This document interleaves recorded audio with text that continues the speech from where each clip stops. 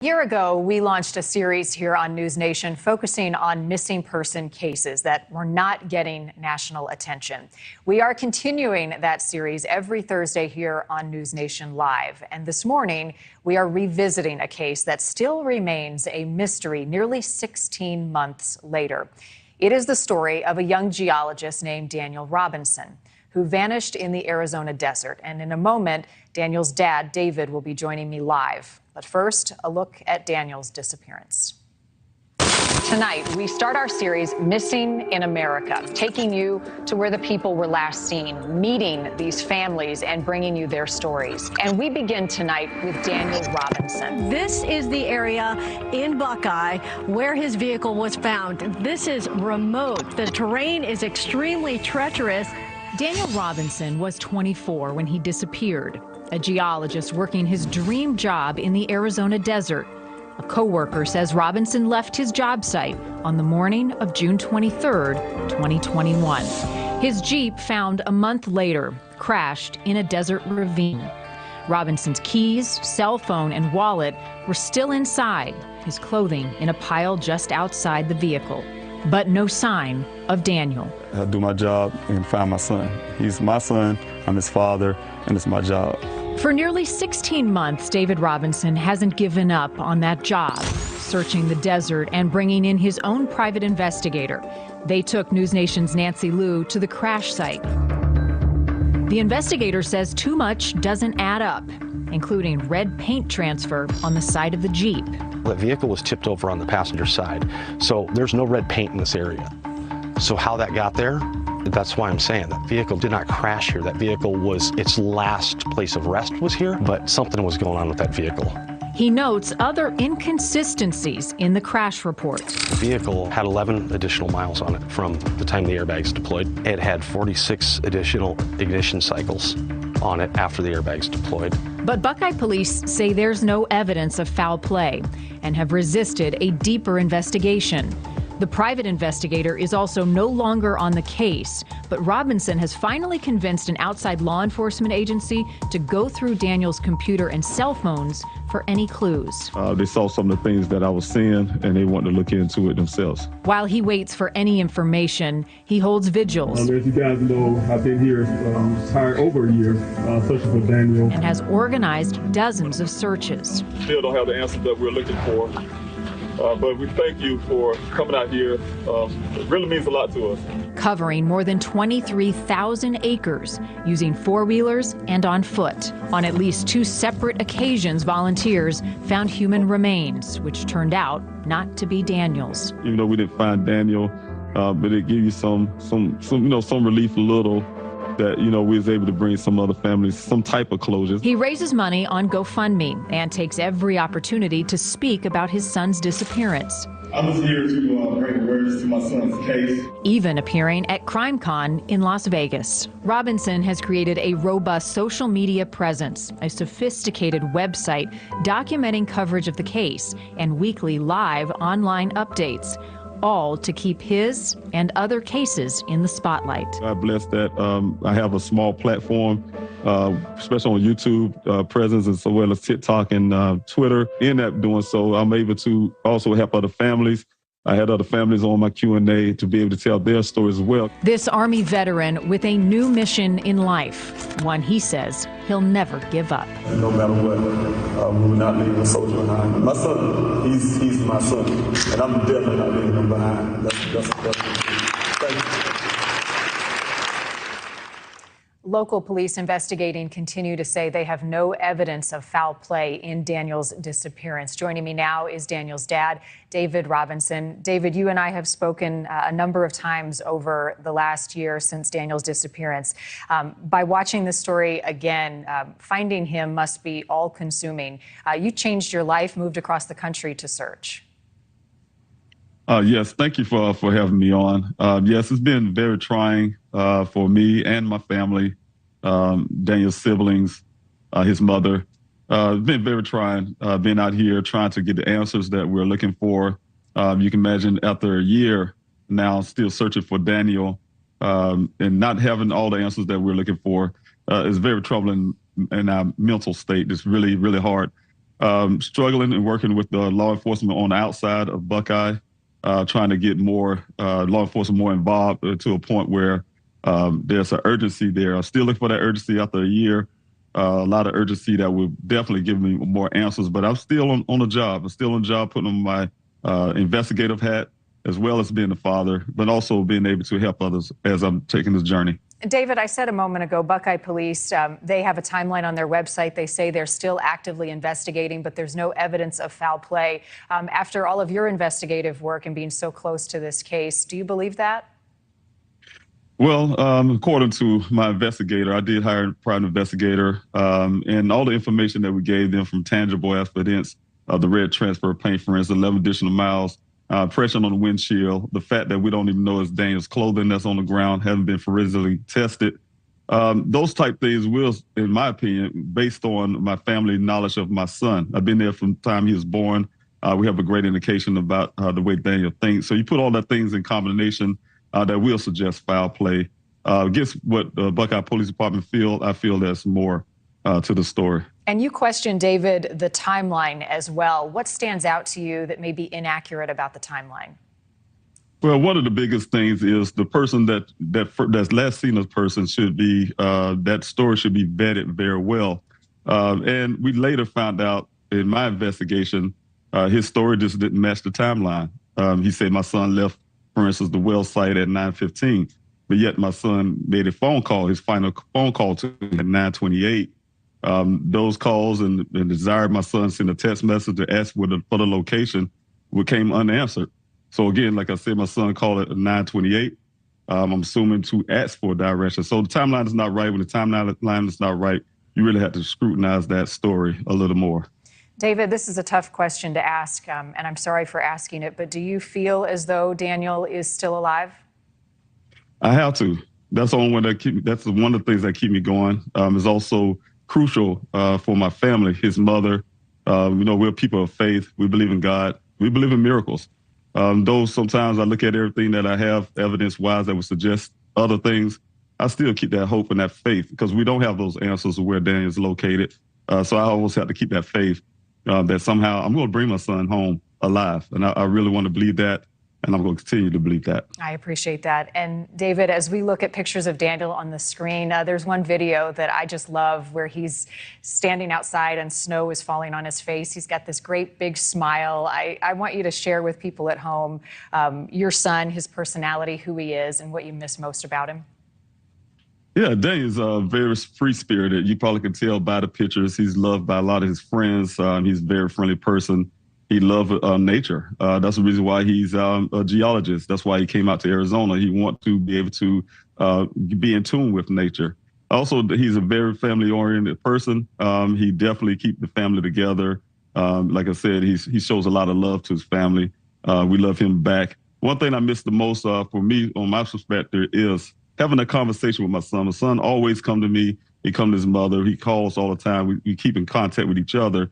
But for me, just having that 2-hour conversation that we normally have, where he's asking questions, he's wanting to know things, he get advice, his entrepreneur spirit, what he want to do in life. He always plan things and always look on the positive light. I miss those things about my son. And do you think about what you would say to him now if he could hear you? Yes, of course. I've been here over a year searching for you. I'm not giving up. He's my son. I love him dearly. I'm here to fight. That's what fathers do. He know I have his back, and I'm here for him. No matter what, I'm definitely here and want to make sure I bring him back. And I'm not going to let anyone stop me. I want him to know that. Amen. David, you have become such a powerful voice for so many other families that you have come in contact with who are also trying to find their loved ones. What has that support and getting to know these families meant for you and giving you hope in your case as well? Yes. One thing, there's always something light at the end of the tunnel. It's definitely been a long experience. But in that experience, when you're a person that just have a missing loved one in your family, you're unaware of what other people are going through as well. I found out this is not unique to my family. There's other struggling families that don't even have a voice, So be able to talk to people all the time and hear their stories, it caused me to be passionate. I couldn't be human without answering those calls. I just want to be sure that I'm helping the other families as much as I can through my journey, doing everything I can. That's the reason why I have the Daniel Robinson Foundation. as well as other events and things I do to try to make sure I can get other people's story out there. Very passionate about that.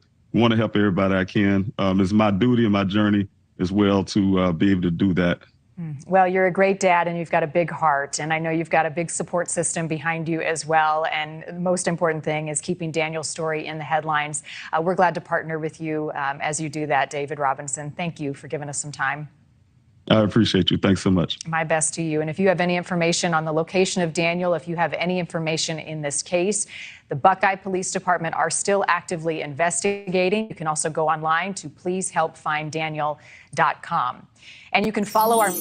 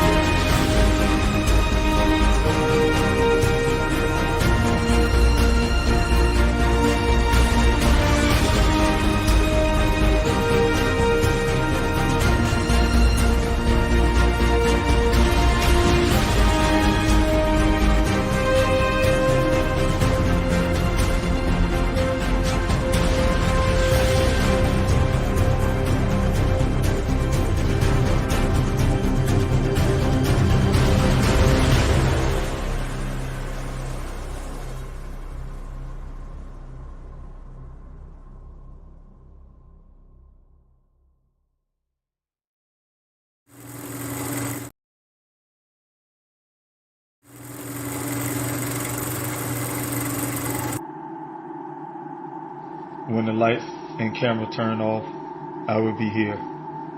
When the interest and conversation fade, I will be here. When there's no one around, a father will do anything it takes to be there for his son, to protect his family.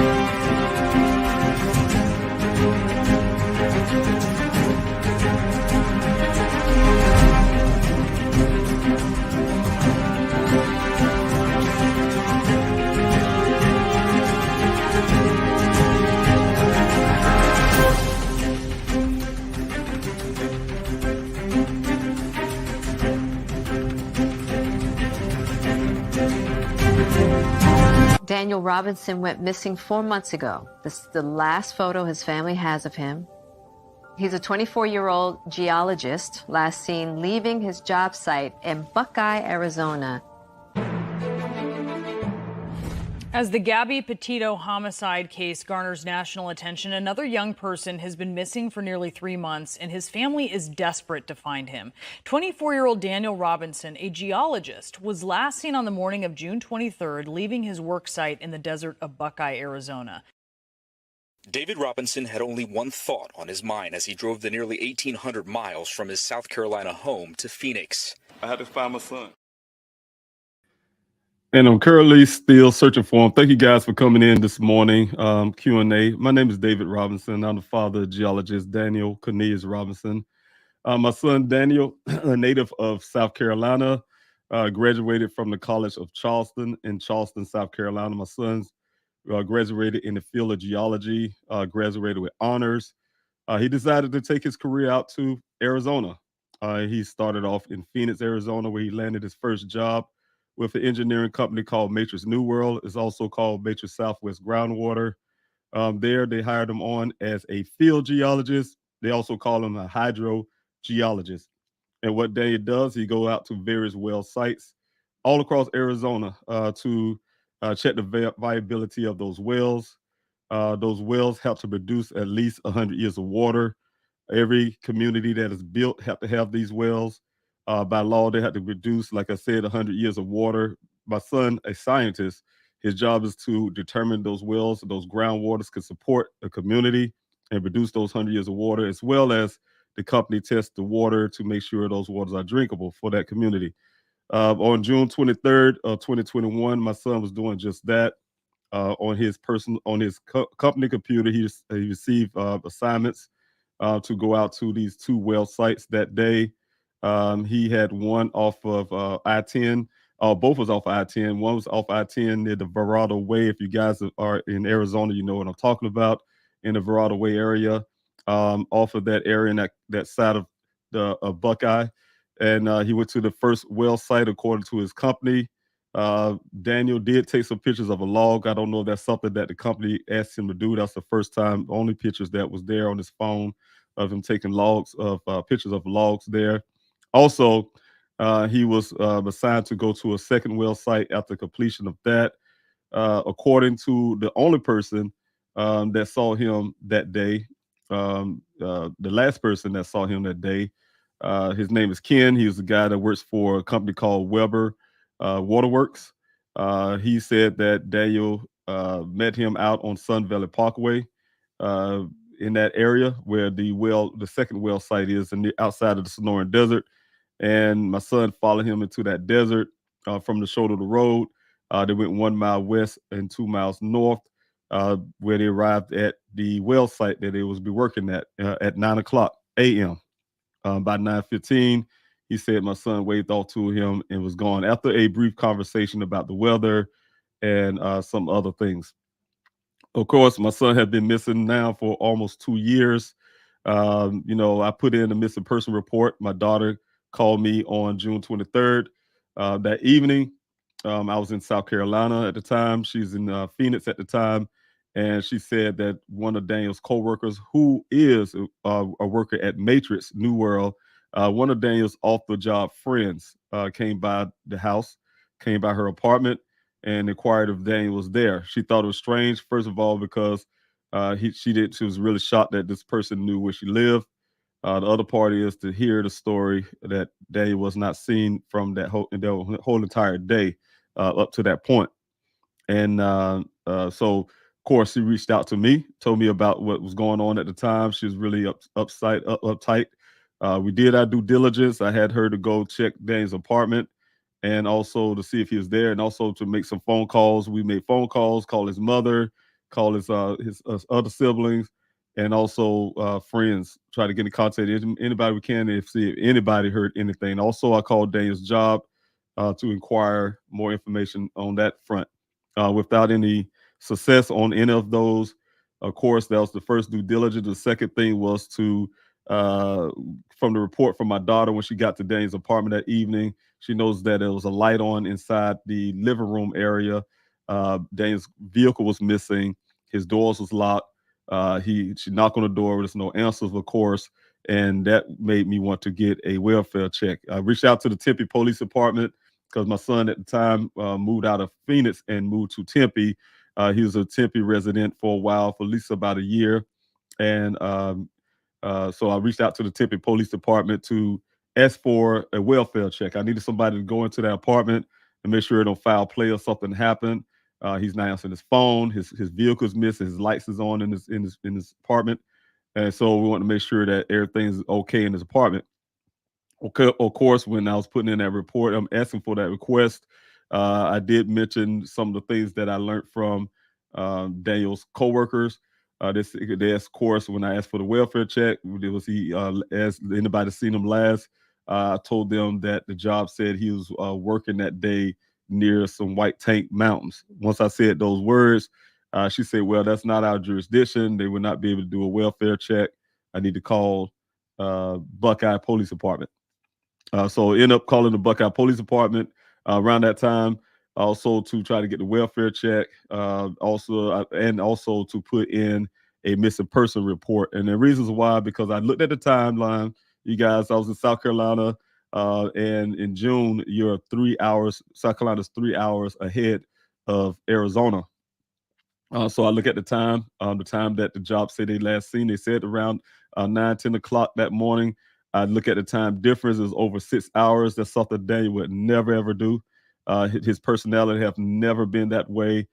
Daniel have never, since just childhood to adulthood, even in college, would never, ever go anywhere without telling someone, his friends, his family, all of us would know in one form or fashion where Daniel is located, or what his plans are, his travel plans, etc.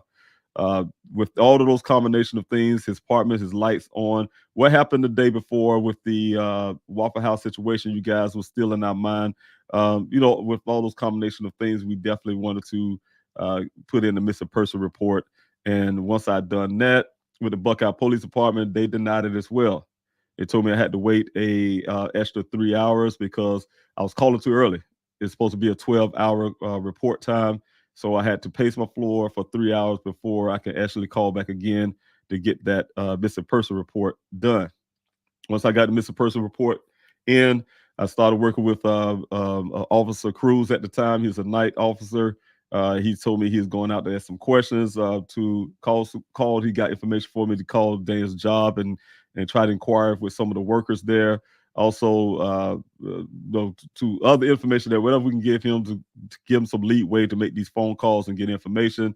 Also, he said he and another officer will be going out to Sun Valley Parkway. That's the first time I ever heard the word Sun Valley Parkway, to go up and down the road in that area where the White Tank Mountains are, and go up and down the road to see. He says it's a very long road to see if maybe Daniel's stuck on the side of the road. So they did go around in that area and check that area out.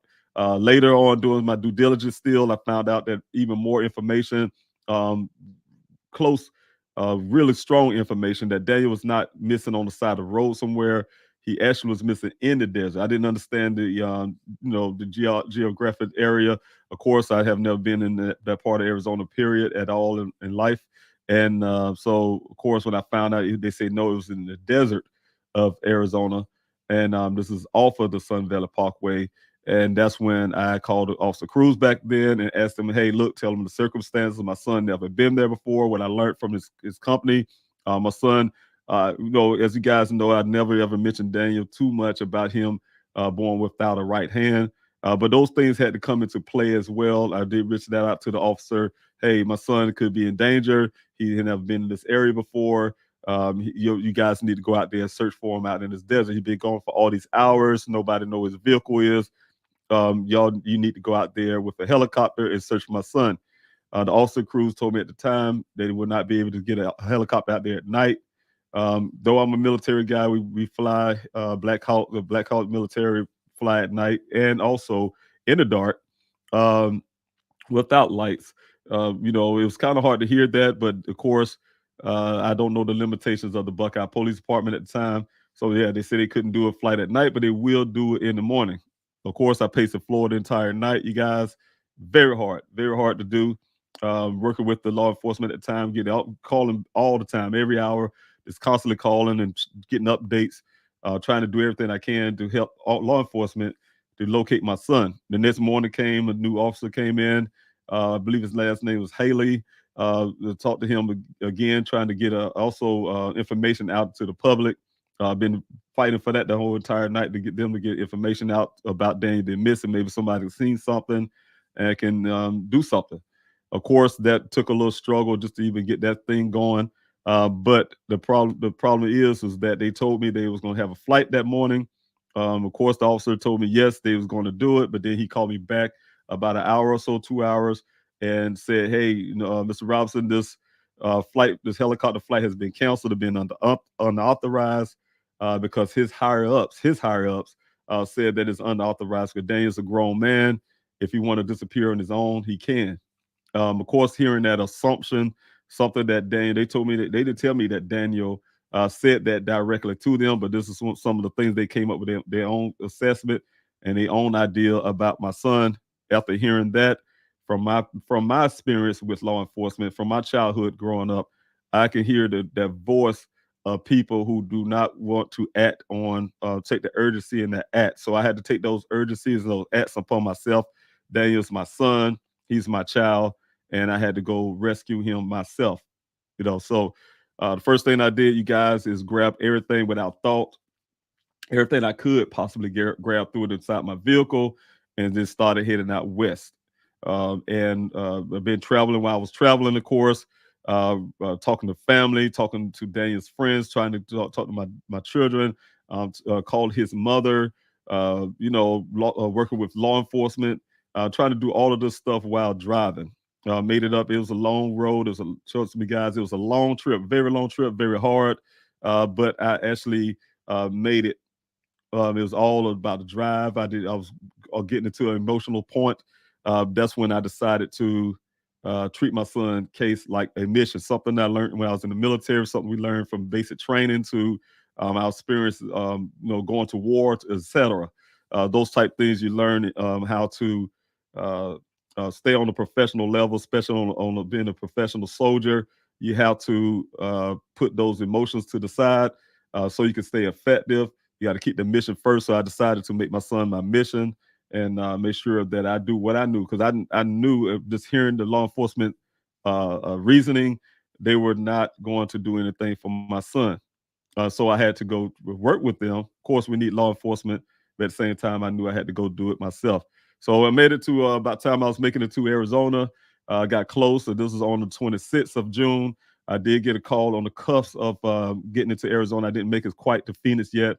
I did get a phone call from my auntie. She was very excited. She's an auntie in Pennsylvania. And she was very excited that, hey, David, we had a Phoenix Firebird helicopter. We have that helicopter. She was very, very happy about it. She says a Phoenix Firebird helicopter. I didn't know what it was, but just the sound of it sounded like a really fast helicopter. And I was really happy to hear that they was finally going out. Now I know Buckeye have it. They went out on the 25th, but according to our records, is on the 26th that they say they had this Phoenix Firebird helicopter going out, and that's right when I was coming into Arizona. Think about it, 3 days after my son went missing. they decided to put that bird in the air, they say. Of course, hindsight now, you guys, I put in a FOIA with Phoenix Firebird, the Phoenix Police Department, and to date, they say they cannot find a record of that. Still looking. The last time I checked again, they're still looking for records of this flight ever happening. But for now, I have to accept what the Buckeye Police Department have in their report and say, hey, yeah, they almost 3 days after my son went missing, that they put themselves, my son, they just started going to search for Daniel. Too late. You know, you guys, like I told you guys, some people would say the first 24 to 48 hours is the most crucial points of finding a missing person. That is somewhat true. I say it's a lot earlier than that. I say that the initial hours is when the person put in the missing person report. I was talking to some people just yesterday, and also before, you guys, when a family member have a missing loved one, 9 times out of 10, they already did their due diligence. Police don't need to go do due diligence to find out the little small particulars to say that this person is actually missing, because it's almost calling the family a liar. If a family know the pattern of their loved one, they know they just don't, this is something that's unusual. They know the limitations of their loved one. They know all the ins and out about the emotional standpoints of their loved one, because they are more close to that loved one, a lot closer than coworkers, a lot closer than people in the public. I think even Buckeye used a person at a Waffle House, if they had never been before but once, but allow a worker there to make an assessment about Daniel, off of visiting him, seeing him for the first time. So things like from a kid who just seen him for the first time. So you guys make an assessment, but when we got family that says XYZ, they're not willing to take those things. They're willing to come with their own assumptions. He's a grown man. He wants to disappear on his own. Nobody tell them that. They come up with their own assumptions, and they make you wait. And the guys, also the other problem with that as well, with that time wasted, is when law enforcement tell you that you have to wait 12 or 24 hours to report. That's them again trying to take charge of a situation that says, no, you need to make sure, do your due diligence, make sure. No, you already did your due diligence when you called. That's the reason why you called. You did your due diligence. You know your person is missing. That's them again doing that, wasting precious time, telling you wait 12 hours and things like that. And a crazy part of guys, especially like with Buckeye, telling me to wait 12 hours. I pace that floor for 3 hours in pain and agony. And then to find out they don't even have a policy that says that. They have to set that report immediately when the person called in. There's no 24 hours or 12 hours of wait or nothing. So a lot of times, you guys, when these law enforcement tell you those things, you have to make sure, because they will tell you these things. It's not even a policy. It's not even a policy. It's not even part of their system. That is something that law enforcement tell you, in my opinion, try to come up with their own assumptions, or they just don't want to do anything, or they'll come back, to making their own assumptions, that type deal. So that's all precious time missing. And I know for a fact, if those precious time was taken seriously, I doubt that Daniel would be missing almost 2 years now. I really believe that in my heart. If action would have been taken a lot faster. So with a family, like I said, you guys, I tried really hard to get urgency there, get things going, get the ball rolling really fast, and those balls been rolling really slow. With law enforcement, they have the proper equipment, they have the resources. Even small departments like Buckeye have the resources. You have Maricopa County, who's the county of that part of the state. You also have neighboring law enforcement agencies that may have some of those resources, like Goodyear, that's close to Buckeye, Surprise, and some of you guys in Arizona know what I'm talking about. Even all the way down to Phoenix, like they say, they use the Phoenix Firebird. So those things are very important when it comes to your loved one being missing. Is to make sure that law enforcement put that urgency there, no matter who you are, no matter what your social status is, no matter what your color is, your race, anything, your religious preference. Make sure they do their job, and make sure they do it quickly, because, like I say, every precious moment, every precious second matters. If you're going to be just like me and my family, almost 2 years later, still searching for Daniel. As a father, of course, I'm out in Arizona doing what I can as a father and working real hard. That's another thing, you guys. You have to make sure that you also are being participant into your missing loved one. You reported them missing, stay on law enforcement's behind. Go out there and do some research yourself as well. You have to go out there and put some work in as well. I would not advise anybody to sit back and throw their hand back and just call law enforcement, wait on law enforcement. Like some person told me before in the past, have faith, David. And my faith is a lot different, you guys. Some people's faith is just like this. Hey, have faith, David. Just come back, South Carolina, sit back, and God would bring down you back home. I don't believe that. I don't believe that one bit. So you guys, I tell you what my assessment is. You have faith like I do. You put actions to your faith. I believe that if I keep doing what I'm doing, I'm going to get all the answers, and then I'm going to bring Daniel back home. Exactly. So that's the way you approach missing person cases. I just wanted to throw all those things out because those are some of the important things. But I want to tell you guys, thanks so much for coming in. East Sands, thank you so much for being here. I really appreciate that coming in on this Q&A. Also, thank you, Valerie. God love you. Thank you, really appreciate it. Please, God, send Daniel home. Yes, he will. I do have that faith. Thanks so much. Also, Tracy, thank you again for being here this morning on this Q&A. Also, PM Channel, thanks for constantly coming in. Appreciate it. Good morning to you. Good morning. Yeah, good morning to the moderators. I know you out there, my team as well.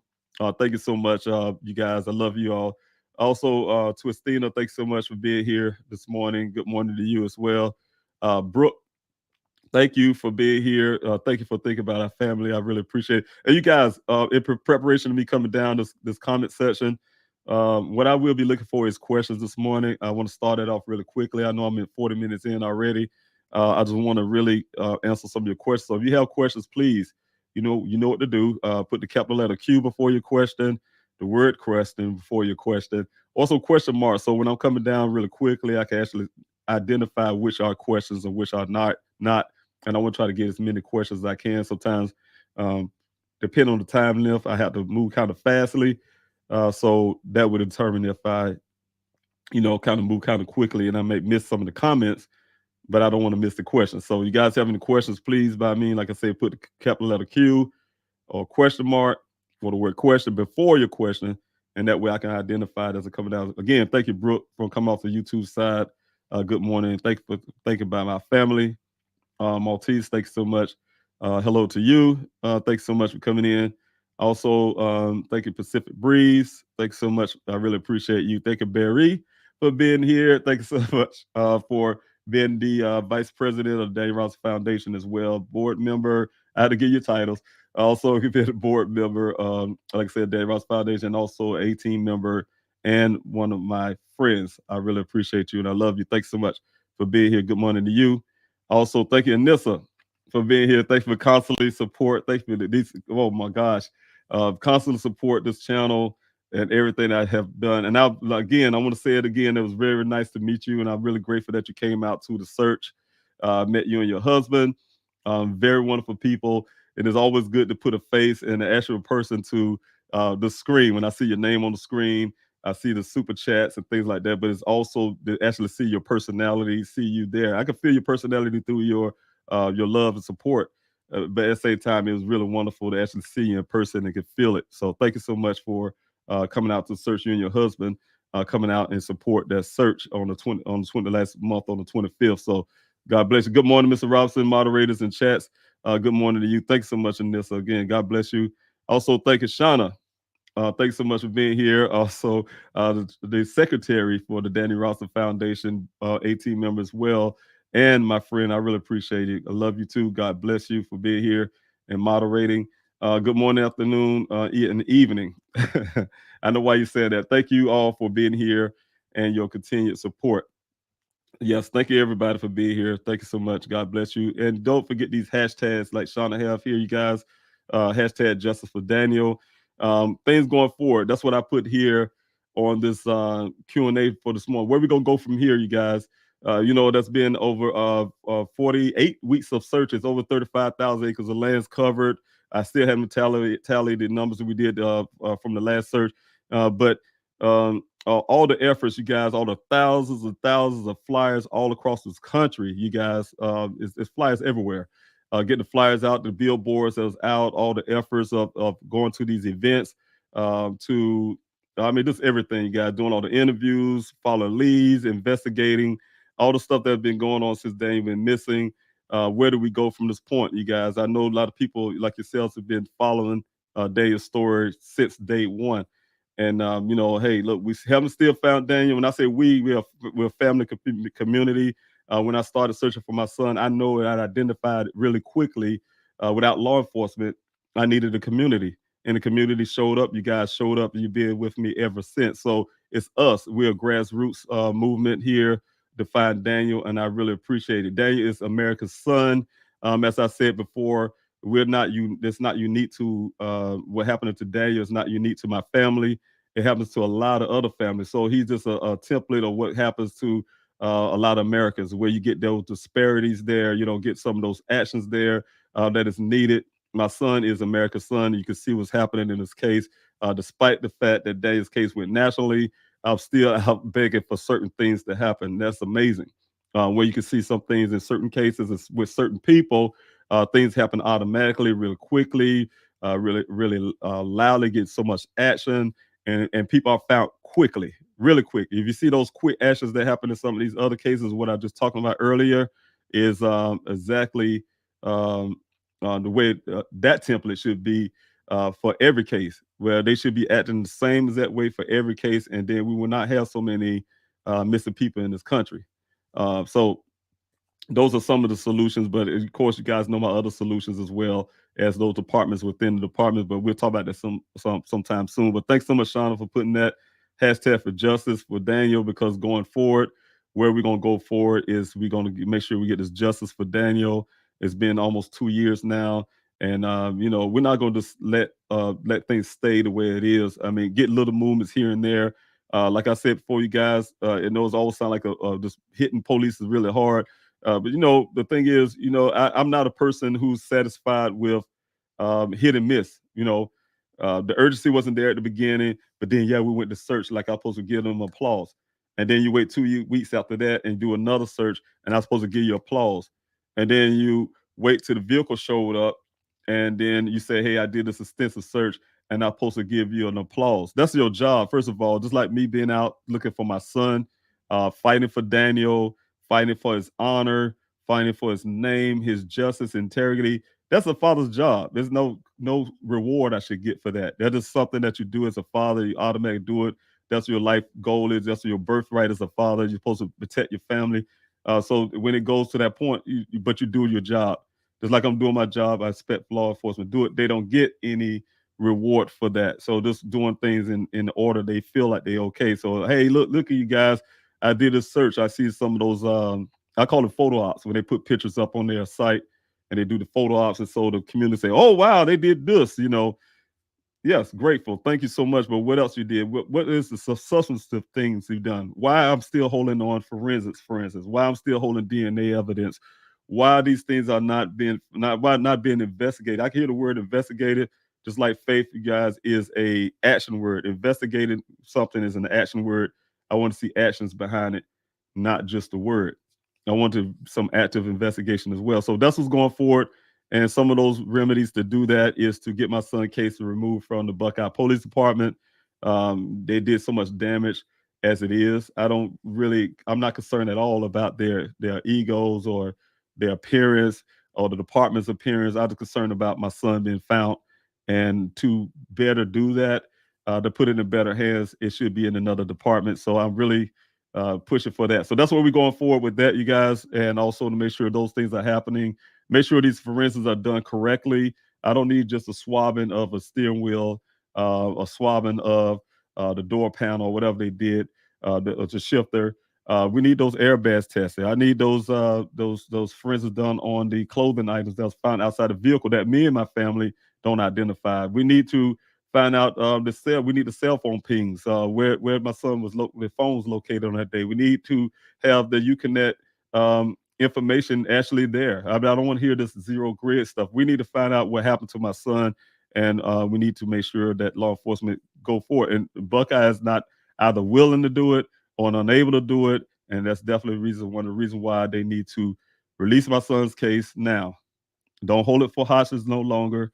Make sure they're not holding my son's case hostage for their own purposes and go ahead and release it. So those things I did send a letter out to law enforcement to put that in paper in black and white, you guys, and there'll be some other remedies to make sure that happens. So right now, that's what I'm working on. But thanks so much, Shauna, for putting that up just for Daniel.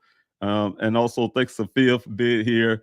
I know you guys recognize that So Fresh Smells. Thank you so much for being here and also being the treasurer. See, I got you right this time.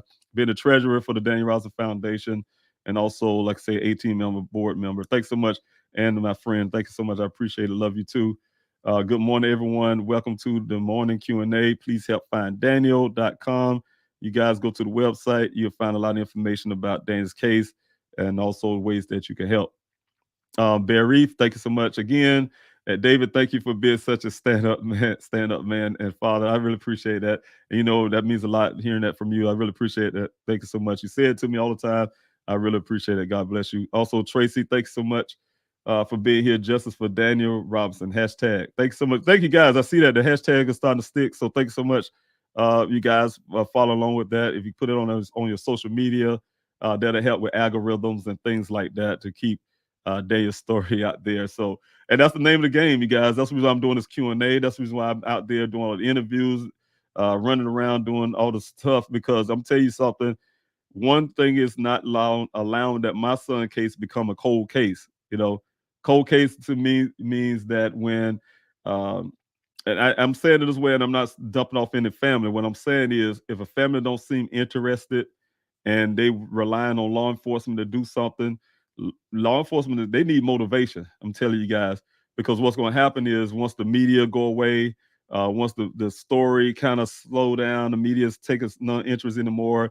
The community is not really showing interest, and especially if that family is just relying on law enforcement. They're not showing interest other than calling them so often to say, "Hey, did y'all find anything?" Guess what law enforcement will do? Well, we ain't got nothing. We ain't got nothing right now, and they'll throw your file, that your person's file, in their closet somewhere. I don't know, evidence closet, whatever they call it, and some old file with dust on it or something, and they'll get to them when they get to it. The person that you talked to on the phone today might not even be working there no more. Maybe retired. If somebody else picked that case up years when you probably gone, and go back through it and then try to work that case and see if they can come with some answer. They're called cold cases. To sit back there in the back closet somewhere, in a dark closet or whatever of law enforcement office, and they get to it whenever they get to it, whenever they feel like it. If they get bored, I guess, say, hey, you know what? I'm a young detective. I want to pick up one of these cases, like any, many, mo type deal. I'm assuming in my mind how I think of it, and they go through those files and say, hey, I'm gonna pull this case and try to work on it. But it's a cold case by that time, so I'm not gonna let Daniel's case turn cold like that, because first of all, there's so much about Daniel's case. You guys hear the case. You guys seen all the stuff that we gave physical evidence to law enforcement. There's so much that need to be investigated, and so much things to look into. And that's one of the things going forward as well, is to make sure law enforcement does that. It ain't I'm satisfied with just a search. We did all these searches. We really been looking. Thank you. I've been really looking too for over 48 weeks with volunteers on the ground. We actually found things though. Law enforcement haven't found a construction cone out there, you guys. I say that a lot. But we found human remains bringing clothes for other families. We found evidence out there, somebody else's clothing. You guys don't hear about a lot of stuff in the social media or on news. My searches, we found clothing items out there in the same manner Daniel clothes were found. We thought a serial killer or something at the time. We report that to Buckeye. You guys don't hear that about that. We also found I found 2 cell phones near where Daniel went missing. That's part of the forensics I had done through Tempe Police Department as well. Those cell phones. So it's like, so we find things out there where law enforcement say they had all this, especially Maricopa County as well, had these cadaver dolls and search dolls. And like I said, the way I look at it, are you really looking, excuse me, even with all of that, are you really looking passionately for a person? Because it's impossible if you're really passionate, looking like the people that was out there in that 118 degrees with me side by side all day looking, right? And we found these human remains, we found these items and things like that. We always find these things. And are you passionate looking, and that's the reason, or not, and that's the reason why you're not finding things. I don't know, because I know it's kind of hard with all the equipment and technology that law enforcement have, and they haven't found a construction cone, a pink elephant, nothing. I don't know. But we are finding things as passionate people who are actually looking for my son. That says a lot to me. And so that's why I say you have to stay on top of these guys and make sure things are done right. So, all right, thank you also, Shauna B. Shauna, thank you, Shauna, again for putting this information out. Let's get those questions, you guys, rolling with this Q&A. And I agree, say you guys have any questions, don't forget to put a big question mark. Don't forget to put the word question there, or the letter Q before your question. That would help me as I'm coming down. I have one more person. Thank you, Team Wildflower, as well. So much. You're a very sweet and nice person. Thanks so much for being part of the ambassador program that I have. And you're the first person that actually signed up to say, hey, I'm going to be an ambassador. You guys, I will be doing that again tomorrow. I'm going to open up the ambassador thing again tomorrow. I had so much going on trying to get the search going. And so I stopped for a while, trying to get the ambassador program running. It's very, very important for my search for Daniel, but it's also helping with the Daniel Robinson Foundation. So T and Wildflower, you understand what I'm talking about on that. So if you guys want to come tomorrow, go to pleasehelpfinddaniel.com. On the front page, you'll see the Zoom link. I will make sure that Zoom link is working. And, I will be there tomorrow with you guys. Tomorrow, that'll be at, at 5 o'clock. Arizona time. I think I have it at 5. I have to look at the website again. I think it's at 5 o'clock Arizona time. That's going to be, of course, be early for California. I think it's 4 o'clock, of course. And, so on 5 o'clock Arizona, 6 o'clock Central time to 7 o'clock if you're on the Eastern Seaboard. So, but just come out, you guys, if you can. I would adjust those times because time going forward this weekend. But I would adjust all the times from the Q&A as well as that ambassador program. But please join in and learn about what I'm trying to do, this ambassador program, because it's part of flyer distribution, but it's also part of helping to build a infrastructure for the Daniel Robinson Foundation. So you guys, I would like to see you guys come in and hear what I have to say about that. And thank you to Wildflower for being the first person to do so, to commit to that. So thanks so much. I really appreciate it. Also, thank you, Larnell, for being here. Also a Daniel Robinson Foundation board member, a director of the Daniel Robinson Foundation. Thank you so much, first of all, for being here and also being my friend and also being part of the 18. I really appreciate you, sir. Thanks so much. God bless you. I love you too. And thank you for being here. Good morning to you and good morning to everybody. Larnell was saying. All right, E-Sands had the first question this morning. Thank you, E-Sands. As E-Sands have done here, you guys, put that big question mark there. That's what kind of things I'm looking for questions. Thank you, E-Sands. Have you tried to figure out any passwords for apps on his phone?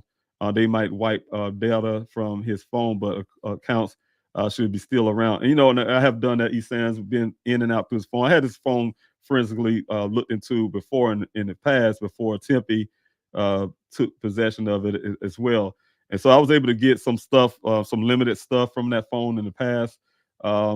And one of the things was I was able to get is this one app. I don't want to put the name out there because it, being that things being investigated, I don't want to put the name, but it's apps there on Dane's phone that does have location itself. I talked to the owners of that app, and the crazy part about it, you guys, is even the app. Remember I told you guys when I received Daniel's phone from the Buckeye Police Department, it was missing a lot of things. That phone, Detective Biffin gave me back that phone. It was missing the memory card that I bought Daniel some months before he went missing. He needed a memory card for more space. I guess he does his job. That was missing from the phone. All the information about the young lady, you guys know the Caitlin situation, that was wiped away from the phone except for her name. Her name, her first name, last name, her phone number is still there. But everything else, the conversation, you guys, that you hear that Buckeye want to somehow white reason highlight their text messages on the phone. I call those distractions, and also character assassinations, and it could be other things as well. But they put in their report on his side. That's why I say it's hearsay. On his side, those things was wiped off of Daniel's phone. So you develop. But the good part is I have phone records that doesn't match what they have on the report that she's saying going back for when I say not the wording, but the timestamps and stuff. But anyway, that was missing from the phone, you guys. Pictures of possibly that he probably could have had her, but everything else was intact when it comes to our messages from everybody else, family, friends, etc. Those things were still there, but the Google history was wiped from the phone. Trying to use that Google thing to Google Maps or whatever to try to get information. That was wiped from the phone, and I didn't have the Google stuff, so I was unable to. I had to try to contact Google myself to get limited stuff, where I was able to get some limited stuff that part of my investigation, but I will not be able to tell you guys what I found, everything that I got so far back from Google. But the thing is, at the time, but those being wiped for location, saying location is map thing. And also, so like you said about the apps that's on the phone, I look for apps that have location as well. Instacart that he was working, so on. So I try to reach out to Instacart. Instacart is like hit the brick wall. You can't get past them. But all of that being wiped, it's something they told me you can just get off the app. Just like you said, I had access to his Instacart. He was working with Instacart, and that was wiped off the phone. So his history from everything was wiped from the 20 after the 21st, the 23rd forward, everything wiped. Like saying on that date, the 23rd when he went missing, the 22nd, that was wiped, guys. So it's ironic. This one app, like I said, is a location app as well. I talked to the owners of that. He was surprised, and he was really looking into his own app because he says he have never seen it before. Somebody wiped that off, saying got into that app, and that was wiped. So from that date. So some reason everything was missing from the 23rd on forward, right? And so the thing is, so that's what gave me a hard time to get any kind of location. But some reason law enforcement feel like that's nothing wrong with that. Nothing wrong with that being wiped. Nothing wrong that his picture's been taken off his social media. Especially only place where this young lady is, for instance, is on his Instagram. But that been wiped. His pictures and everything else that was on there was wiped, except his profile picture, sitting up on there. But everything else been wiped, right? So it's a lot of things being wiped. So from that phone and from social media, but to law enforcement is nothing to see here. That type deal. Their standpoint. But thank you so much for that question, E-Sans. Thank you again, Anissa, for the super chat. I really appreciate you again. God bless you. Question here, and thank you for the question too. You guys, just like Anissa did, and also E-Sans. E-Sans used to be capital letter Q. Anissa used the capital letter Q, and E-Sans used the question mark, the big question mark. Same way, you guys. That's how I could identify these questions. How did Daniel find out about this job, and how soon after graduation did he start his job? Daniel started. I'm starting the back part of your question first. Daniel started job immediately. When he graduated from college, I don't understand how this thing worked, you guys. But when he graduated, after graduation day, he had to travel to Flagstaff, Arizona, to do some type of class for his graduation. It's weird. Here it is. He got his till they actually send it to you. Going across the stage, do the ceremony stuff, and until he did this class. After he got to graduate, he had to actually travel. They sent him to Arizona to do some type of class they had to take. I think for a day or two or something, and then he's supposed to come back to South Carolina. We thought, but once Daniel got there, he said, "No, I'm not coming back." He said, "Hey, I can land at my job, and I'm gonna go to Phoenix, and he's gonna be living in Phoenix." Of course, fans were gonna feel like, "Oh wow, he just left him, didn't see him come back." I was really happy because that's one of the things that I asked my children to do. But the thing is, how he got the job is the owners of Matrix New World. Actually, the mother, the lady, she's the actually owner. The husband is the part owner, but their child, the husband and wife that owns Matrix New World, their son is Daniel's friend. You guys, I don't know if you guys have heard this before. I said it in the past. Daniel got the job initially because his friend from college, they went to school together. Both of them geologists. They met each other in college. Daniel, one of his hanging out buddies, and everything else. I think they probably in the same fraternity. But that friend introduced his family's Matrix New World job to Daniel, and they hired him on. So his parents hired Daniel to work for Matrix New World. So that's why Daniel got the job there immediately once he got to Arizona for that class, and he went straight to work. So yes, he got the job through his friend and his friend's parents, who own Matrix New World. So that's the answer to that question. Thanks so much, Nissa. I really appreciate that. Also, thank you, Shauna. You guys don't forget to hit that like, share, subscribe button. We're at 2.44 thousand subscribers. And the reason why I ask you guys, especially if you're new, you haven't been here, even if you don't plan to come back, just hit that like, share, and subscribe button. That help with the algorithm, help this channel get out farther.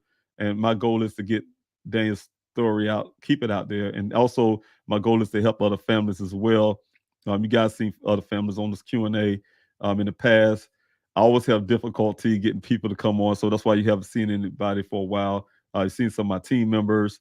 I'm still working on it, you guys. It's still there. That's why you see on the introduction, I'm inviting anybody. Any of you that's listening now, have a missing loved one, you want to share a story, by all means, yes, just be here, and I definitely want to share your family story and help much as I can to get your loved one's story out there. Utilize the little platform I have. I know some people have millions of followers and all the stuff, but God bless us, this grassroots movement to have 2.44 thousand subscribers, and if we can utilize that amount that we have to boost people's story out, boost Daniel's story out, that's what we do. So that's what I do here on this channel. That's what this channel is for. It's not an entertainment channel. It's an informational channel. And just want to be able to help many people. I want to say something real quick before I get you guys. This is multiple sclerosis month. And, I have a friend of mine who lives in California. She's dealing with multiple sclerosis. And I hope I spelled it correctly, you guys. But she's dealing with that. She's battling that. And I just want to say to all of those, I know a few others, I don't want to say names, but you know who you are, that actually helps out also with Daniel situation. One in particular that I know that's constantly helping and dealing with multiple sclerosis as well. So I just want to kind of throw that out real quick. As a matter of fact, I have the shirt on, you guys, if you can't see this, but I'm fighting for her. She's a friend of mine in California. We've been friends for years. I met her when I was in the military. It's funny, we've been friends for years, but we never met in person. And that's something. Met her years ago, and but we're so close friends. She's been dealing with this thing, and I just wanted to kind of throw that out. I told her I would. I'm wearing the shirt today, to support her and anybody who's dealing with multiple sclerosis, and just wanted to kind of throw it out, you guys.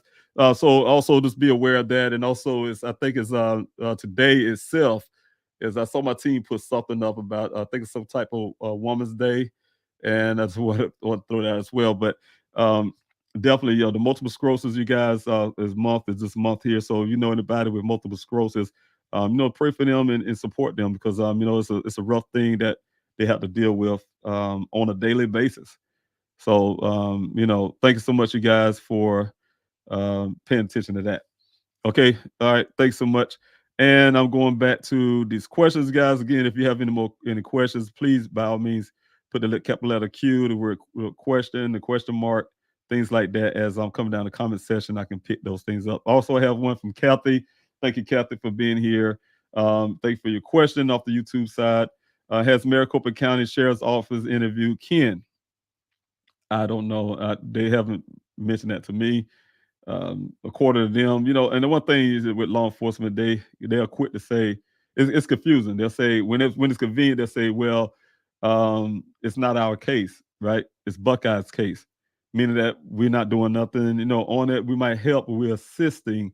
But then when you ask for information from that department or something, then all of a sudden they say it's a case going on or something. So you get confused. You don't know if it's a case or not. But so if it's a case, maybe they have interviewed Ken. If they feel like it's not their case or their involvement, I'm sure they have not interviewed Ken. So I don't know. I wasn't sure if Buckeye really interviewed Ken. I just look at it and they say they questioned him. When they say question, I mean, I question a lot of people. They question me and my daughter in the interrogation room, but I never heard them bring anybody in the interrogation room and things like that. He needs to take a lie detector test. I agree with that. I don't know if it's something that'll help, but maybe so. Yeah, you need to take some type of thing. But anyway, I would think it would be Excuse me, guys, starting off already.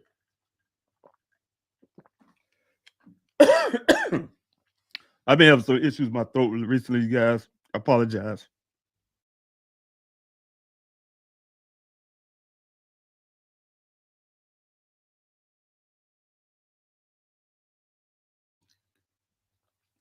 I can't tell you guys, apologize. I had been dealing with some issues with my throat, and it causing me to have a lot of itchiness and scratching in the back. Don't want to give, put out like that, but it's ever since we have, I'm back in South Carolina, and we have a lot of pollen. It started, I've been doing some yard work, of course, and ever since this pollen, I don't know if you guys familiar with South Carolina, but the pollen, I call it yellow snow. It gets really thick, and has your nose burning and so on and so on. And so I deal with that right now. So forgive me, guys.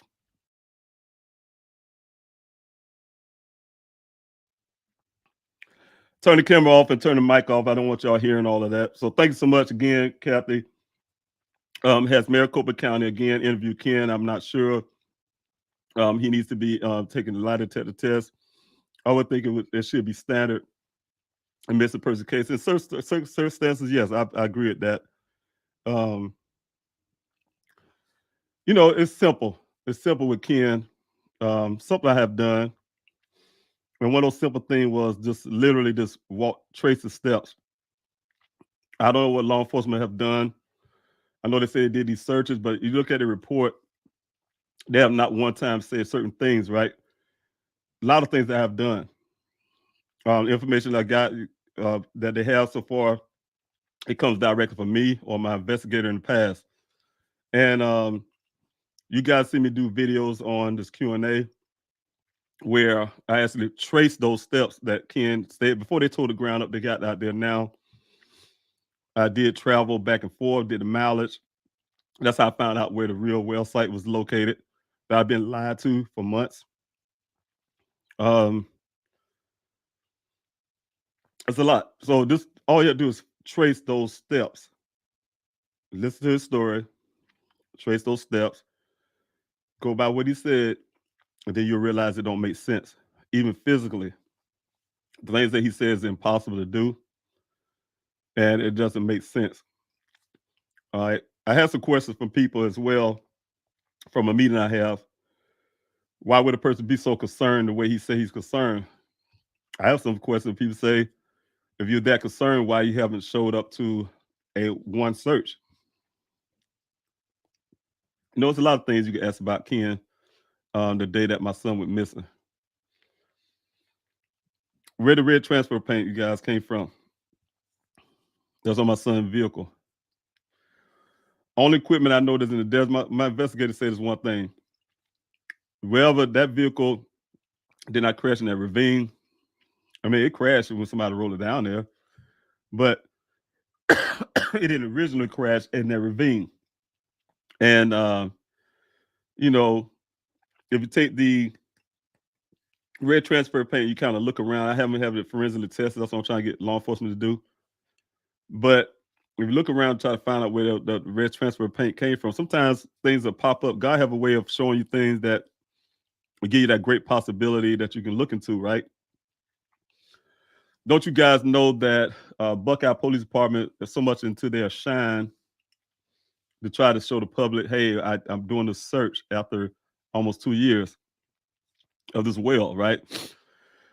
I did that well. I went into that well and found those things in that well. I would say almost a little over a year ago. It's been a good long enough of time. You guys heard me on the Q&A preaching about showing you guys a video and stuff about what was found in that well and so on, so on, so on. And they finally did it this last month. Finally went inside that well. That's Buckeye. They did it without telling me, but they went in there and told me after fact and put pictures on. I seen pictures. They showed the same disrespect they always do. They show you guys pictures of what they say they pull out the well, which is missing a whole lot of stuff. We talk about that too. But when they pull out that well, they showed you guys pictures of that. That was all for them. It's a photo op for them because it was for me. They would have shared those things with me first before they go public, right? And but it's not about that for them. It's about making themselves look good and so on, so on. So, but I'm saying, if you guys look at what they have put up on their social media platforms, you go out there now, they're probably gonna race it because I'm talking about it, like they did before when they said we have no more leads to follow. They don't know, okay, they're not. They raced that off for their social media at the time, but I got a copy of that as well. But what I'm saying is, you guys look at their pictures and stuff like that, and I was happening to be looking at that stuff. I was really uptight about it. I said, why they put out on social media first without telling me that all the items that they say they pull out of this well, right? That's why I know they didn't show you guys everything that we saw in that well. And I look at what I have been doing investigative wise is going out and to find out how I can, since law enforcement wasn't acting, I'm trying to find out a way I could go in that well and pull those items out of there and see if there's a human skull at the bottom of that well. If it's, God forbid, my son or something. And the only company reaching out, trying to find out any company that can do that in Arizona, and guess who the company is that can do that? The only company at the time. I don't know what Buckeye used or who they use or whatever, but what I was told, the only company that can do that in that area is only one company, and that company is Weber, the same company that Ken worked for, right? And I think he's part owner or something. And that stunned me. That's why you guys didn't hear me say this in the public. That really stunned me. I'm like, okay. My thing is, I'm thinking it's really a human skull maybe down there. I see the reason why the person dumped all this dirt down there. That's covering something up. It was a cover up, something being covered, all that kind of stuff.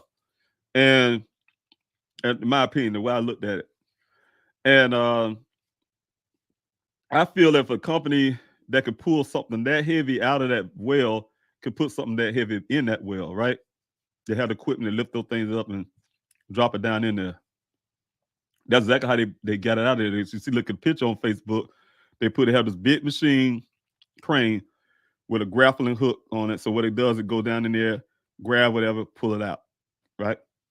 Crane. And so when I saw that, I'm like, wow, that is crazy to me. So that's how they pull those pipes, that big heavy pipe out of there, those heavy other things that's down in there. They pull it out with this crane. But guess what color the crane is?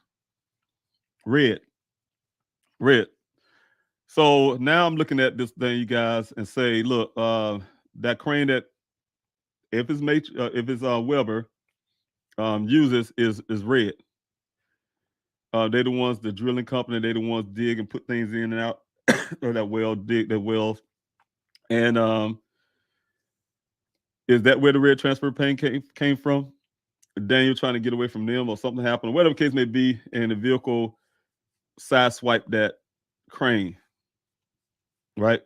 So you look at the picture, you see what I'm talking about. I don't hear Buckeye relating anything.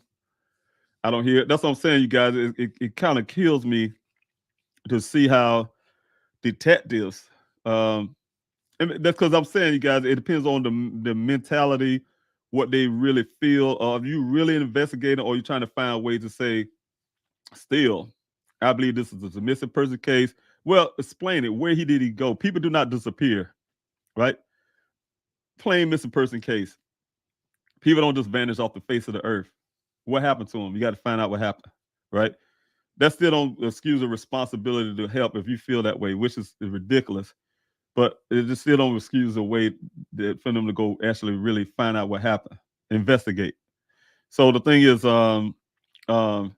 yeah, just looking at that and hear how law enforcement still will say, no, y'all, look what I did. We pulled this out, and then here it is, the evidence probably sitting right there in your face, and you just ignoring that, but you want to make sure everybody see you and laying the little stuff out on the ground, take pictures of it, so people in the public can say, oh yeah, they went in there and resumed this well and pulled some little coins out. That's what I call it, coins, because it's some little small item. You guys saw the big stuff that's in that well. They put the little things out, little coins, like it was, oh, we found a couple screws and bolts on the bottom of the well. What happened to all the other stuff that you guys seen publicly that I had to resume in that well? I had an underground camera, and they trying to talk to me, law enforcement told me like, man, we had this camera. Now Buckeye City had this camera going down 1,000 feet. I'm like, you're not telling me something new. I've been in that well before Buckeye have been in that well, you know. So it's like an insult. Like you ignoring the hard work and efforts that's happening over here with the grassroots side. They actually finding information, but you're sticking to that and say they say they went 1,000 feet, so they did a good job. I don't care if you went 2,000 feet, if you're not not finding anything, really looking for evidence and pulling evidence and marking and detailing and dictating and like I have doing and inventory things that's in there, and look at it from an investigative standpoint. Why there's a mound of dirt sitting on something flat surface, that means the dirt was thrown in there after to cover something up. You see the big pile of dirt sitting outside the well, where the dirt came from. Why you taking one side of that mound and dump it down in that well? What are you trying to cover? If you hear do an interview with the person who actually does well inspection, they say have never seen anything in the life of their whole entire career, because wells do not have that much dirt in, and they don't do things like that. That's a suspect to them from an expert, like they try to use the word expert. You know what I'm saying? That's the thing you're doing. I think I did more detective work than law enforcement itself. So maybe when law enforcement, I still bring this up again, when Buckeye Police told me that the FBI said that you, Mr. Robinson, are doing such a great job on your own, we don't have to come in. I may have to start reconsidering that. I may have to reconsider that maybe that's what the FBI did say. Maybe that's what they did say. I didn't want to believe the FBI would say something like that. But when Buckeye told me that, I had to look at it again. You guys say, maybe I am doing a better job, you know, because so far I am doing a better job than law enforcement. You know, they went to search. You count their searches and the details of their search, they came up empty-handed. You count the number of searches we have and how many things. And, you know, you guys, we had almost 7 or 8 human remains count. If you have multiple vertebrae, you can tell. I have a battle. They battled me, guys, for months to bring it down to, y'all only found 2 human remains out there. You know, they tried to number those numbers down. That's law enforcement, I'm saying, you guys. It's no competition for me. It's bringing somebody's family member home. So to me, I hope they just did the right thing with those human remains. I don't care if it's 10 of them. I hope they all one of them. And if they did the right things, Buckeye, which we don't hear nothing else once they receive those things, or they even come pick them up at all, we don't know. But the thing is, hopefully they did the right thing with these people, human remains, and bring these closures to these families and make sure that you know, these families get back to their loved ones. So hopefully that happened. And sometimes I wonder if that would even happen too, because we go over an area again twice, and the same remains that we sent up to them before through my website, it still remain on the ground. That's somebody's loved one on the ground. So those are the bones they said was human. So you know, and it still remain on the ground, and hopefully they go recover those people's remains. Also, did I miss that question again? Did I miss anything else on that question? Okay, no. Thank you, Anissa, so much again for super chat, and thank you for your question. Did Daniel have an iPhone? No, he had an Android. And if so, has anyone looked into accessing his iCloud account and the various apps he may have downloaded into his phone? But you know, he has Android, so it's a lot easier. I know iPhone is a little more complicated and things like that. So, but yeah, it's a lot easier. So, all right. And let's see if any more questions. I'm going to put this comment here from Pacific Breeze. The fact Daniel had not been into that area is important. It is where Daniel's Jeep was for almost 3 weeks. You know what? When I first that Jeep was first found out there by that rancher. And then I had to hear the Buckeye Police Department's ludicrous theories they had about what happened. And, you know, it's almost the way they were telling me, like, Mr. Robinson, your son been out there for a whole month, I guess, right? So I'm like, you thinking my son is literally y'all say he got a little something under $5 worth of gas for some reason at the gas pump that morning.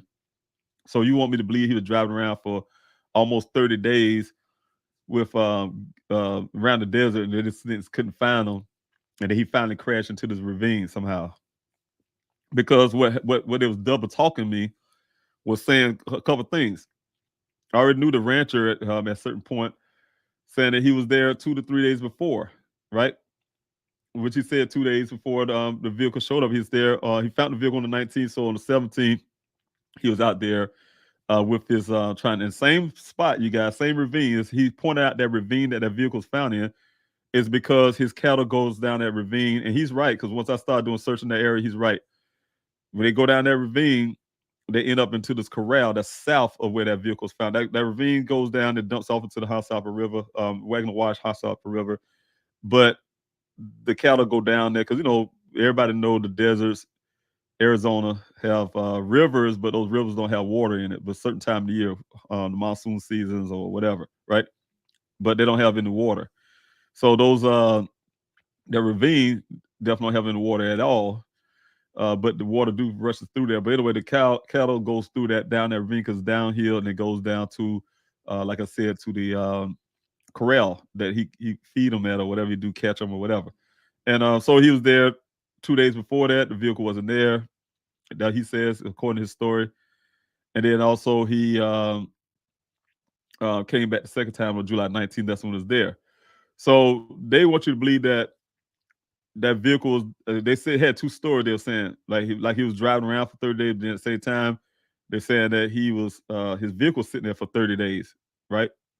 The rancher said also he's a fourth generation cattle rancher. That's his land out there, his family land. He knows a lot. He was raised up in that land, so he knows how people dump things out into the desert all the time. He told me, and he could tell the ones that been out there for a long length of time is it has desert dirt, or he called it desert dust on it.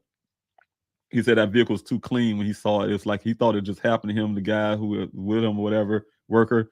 They was out there yelling for whoever the vehicle belonged to. They said they was yelling for, they thought it just happened. Somebody wrecked their vehicle into that ravine or something, and it's sitting on the side, and the person's still in that area. So, because he said it was too clean. So those details means a lot to an investigation. Those details mean a lot if you're really an investigator. You're really invested into finding out what happened to this person, right? Common sense stuff. I'm really invested because he is my son. Of course, I'm gonna be super invested. But law enforcement supposed to be super invested by their citizens too, right? So you don't hear no swelling information, you guys, on the Buckeye Police Department's a report about the details of what this rancher had to say. This guy sat with me and my investigator, gave us a hour, almost 2 hour long detailed account of everything that happened. He swears by it. He said he would go to court on it. This was a recorded meeting as well. So the thing is, what happened to Buckeye? You guys asking like certain questions, like what do they interview this person or talk to this person? You don't see any of those in the report. You see it the way they put it. Say a rancher found it, blah blah blah. And they kind of skip over that so they can keep that narrative going that they want to have. That they are just a missing person. He wrecked his vehicle. Here's his stuff, your family. There's nothing to see here. We did what we can. We had the searches. We're done, right? And so, again, the fact that Daniel had not been to that area is important. They themselves said they believe Daniel had a head injury. He wasn't considered from Buckeye Police Department as an endangered person, not one time. Even with that, they said it gave us everything. Where was Daniel's Jeep for almost 3 months? They at the same time want you to believe, like I said, for 3 weeks, for almost a month there. They still want you to believe that vehicle was there for that length of time, right? Despite the fact that they claim it at the same time, they said they want you to double believe. Now, the vehicle's right here in this spot, but we searched this spot 2 times prior. We searched it almost, and also 2 weeks after that. We searched this exact spot, this area, and it wasn't here. But at the same time, we telling you guys it was here for almost 30 days. They want you, they double talk. They want to say it was flipped and rolled and all that, was sitting there for 30 days on the side. They accept the finding of the 46 initial cycles after the crash. They say, let's pretend the vehicle crashed down, and that was the first crash, the only crash. Vehicle's lying on the side. They want you actually to believe that Daniel was somehow sitting in his vehicle while the vehicle turned on the side in the driver's seat, you guys, with his foot on the brake pedal and starting his car 46 times while it's lying on the side. I would say, experiment wise, you go take your car and push it over on the side, and you go sit in the passenger seat with this high side. Make sure it's the car lying on the passenger side now. You get on the high side and you sit in your seat and see if you can sit in the seat and press the gas or the brake pedal and crank it up 46 times. For what reason? First of all, and how's it even possible to do? Right? It's impossible. They want you to believe that too. But knowing those things, they still in their mind. Law enforcement will say, nothing to see here. No foul. I don't see no foul play. I don't see nothing wrong with that. Him sitting in the seat on the side or whatever the case may be. Same time they're saying, hey, he had a with the flip roll, they say it's a full roll. How many times you guys seen in the accidents out there in the road where a car flipped over and you can hear them say, this person came out without a scratch, no blood in sight, right? Without a scratch. Again, hero stuff. You guys saw that I went through the examination of the vehicle myself. My investigator did a damn good job on that vehicle, but I did some assessments myself, not even touching that vehicle, I don't see that vehicle twice. I told you guys, stay away from the vehicle. I'm talking about assessment is common sense stuff. Real simple stuff law enforcement do. I Googled it. Google that sunroof panel. What Buckeye was saying, the glass that's on the ground came from the sunroof. That vehicle do not have a glass in the sunroof. They have panels. This is a Jeep Renegade. They don't have glass in the sunroof. That glass supposedly came from the passenger side. I don't believe that either. I mean, from the driver's window, but I don't believe that either. There's another story in there I can tell you guys on that too when I examine that. But the sunroof don't have a glass, you guys, and they have panels. And the only way you can get that panel off is you have to use a key that comes with the vehicle. It sits up there, like, most cars have in the trunk, they have the little part under there where you keep the spare tire, but that's the spare tire not under there, but they have a little box where they keep this key, is a special key. You need to unlock that panel before you can move it and lift it off of there. They want you to believe that if after all this accident is rolling, twisting, and without an injury, then unbuckle himself out of the seatbelt, I guess, and kick his way out the sunroof. He uses superhuman strength and kicked his way out the sunroof, brain injury and all, kicked his and they believe, kicked his way out the sunroof, got out, and he shredded his clothes off because he believed he was hot because the brain injury makes him hot. Another part of that brain injury story is that I have a brain injury myself, you guys. I suffered from when I was in Afghanistan from an IED blast. And I have a brain injury. Not one time I felt like I wanted to shred my clothes off because I felt like I was hot. So hearing that kind of stuff from law enforcement was really stupid to me. And so anyway, but all of those scenarios, you break all this thing down using common sense, not what police want you to hear, what they want you to believe, but using common sense, then you see how much ludicrous and how crazy, and to a point where you start thinking it's some type of cover up from law enforcement, right? So you start looking at these things that are there, especially when you give them hard physical evidence that suggests foul play, and they decide to stop talking to you because of that, and go hire their own private investigator that did one specific thing: deny that this vehicle had that this vehicle been anywhere else but there. And this person who done that wrote a full report on their report, haven't seen that vehicle at all, haven't physically touched it, haven't examined no damages on it, nothing. Nothing had didn't examine the clothing. Then I don't doubt if he even came to the scene, because if you come to the scene and you do the measurements like my investigative done, it's impossible. And we did that too, you guys. We use desert vehicle, lighter vehicle that's made for that terrain to try to get up to 30-something miles per hour. It's impossible to do with that terrain. The way that terrain is, especially the distance, it did not match and did not add up. My investigator tried it with those vehicles. We tried it with the vehicle. It does not work. It does not happen. But law enforcement wants you to say it did happen, despite of science. They want you to defy science too. So the thing is, you guys, so those kind of things, the details that I had to put out there as well, is the reason why you say where we're going to go forward is to get Daniel's case moved to a proper place. And even with that, you guys, it's not gonna say I'm gonna get it over, put over to a different department and just wish for the best. No, at the same time, we still have to make sure that things are done the correct way. All right. Thank you so much, Melissa, for being here. They fly at night in Phoenix. 5 people. They do. I see it all the time. I see it all the time. The Phoenix Firebird. I know that's probably what it is. In Phoenix. Now I was living in Phoenix, and I seen that night.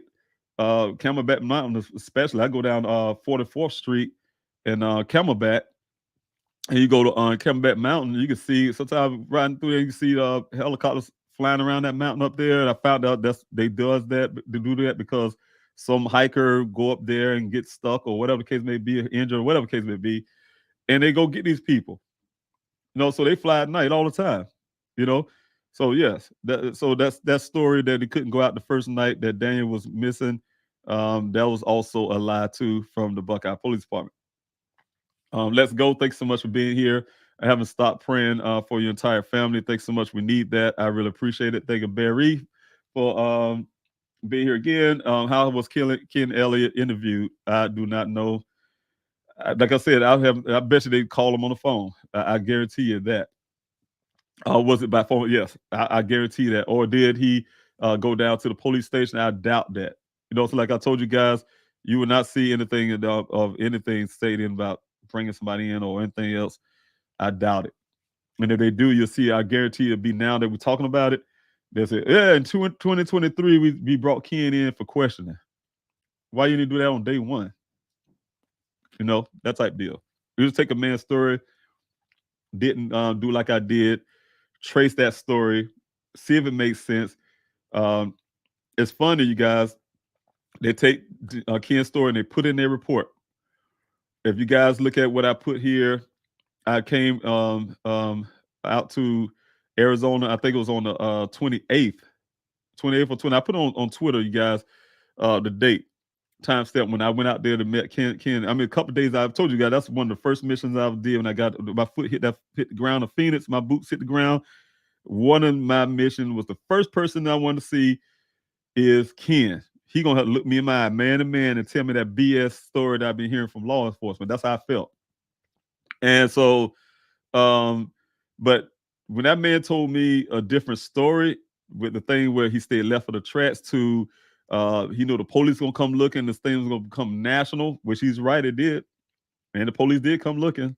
So I don't know how he foresaw that a couple of days after Daniel was missing. He knew this thing was gonna become national, right? Because it's gonna be a big story. And also all this other stuff about the red spraying the paint, rocks with red paint and all this kind of stuff he was talking. Tell him all that with the witness. I had 2 witnesses with me. My daughter's one. Did y'all read that in the police report? No, because they selective put what they want in the report. I call it selective stuff because they put ludicrous stuff in. Like I told you guys, I even examined that. I went behind Buckeye and made sure everything they said in that report was true. I sat in the board meeting with Matrix New World and the husband, the board members, as well as Daniel's boss and some others, right? And get the ins and out about Daniel's job, about how he, that job, that company, and some things, right? And one of the things they told me is that they rarely ever see their field geologists. That's why they call them field geologists. They work in the field geology. They give them a laptop. They get their work assignments off their computer, their work computer. They don't come into the office. The guy that Daniel hang out with will see him off the job. Don't say Daniel don't see them at all, because they have seen some of them every rare occasion. Say that they go eat breakfast or something sometimes. So that's how they know Daniel. Of course, he's a co-worker. He's a worker for that company.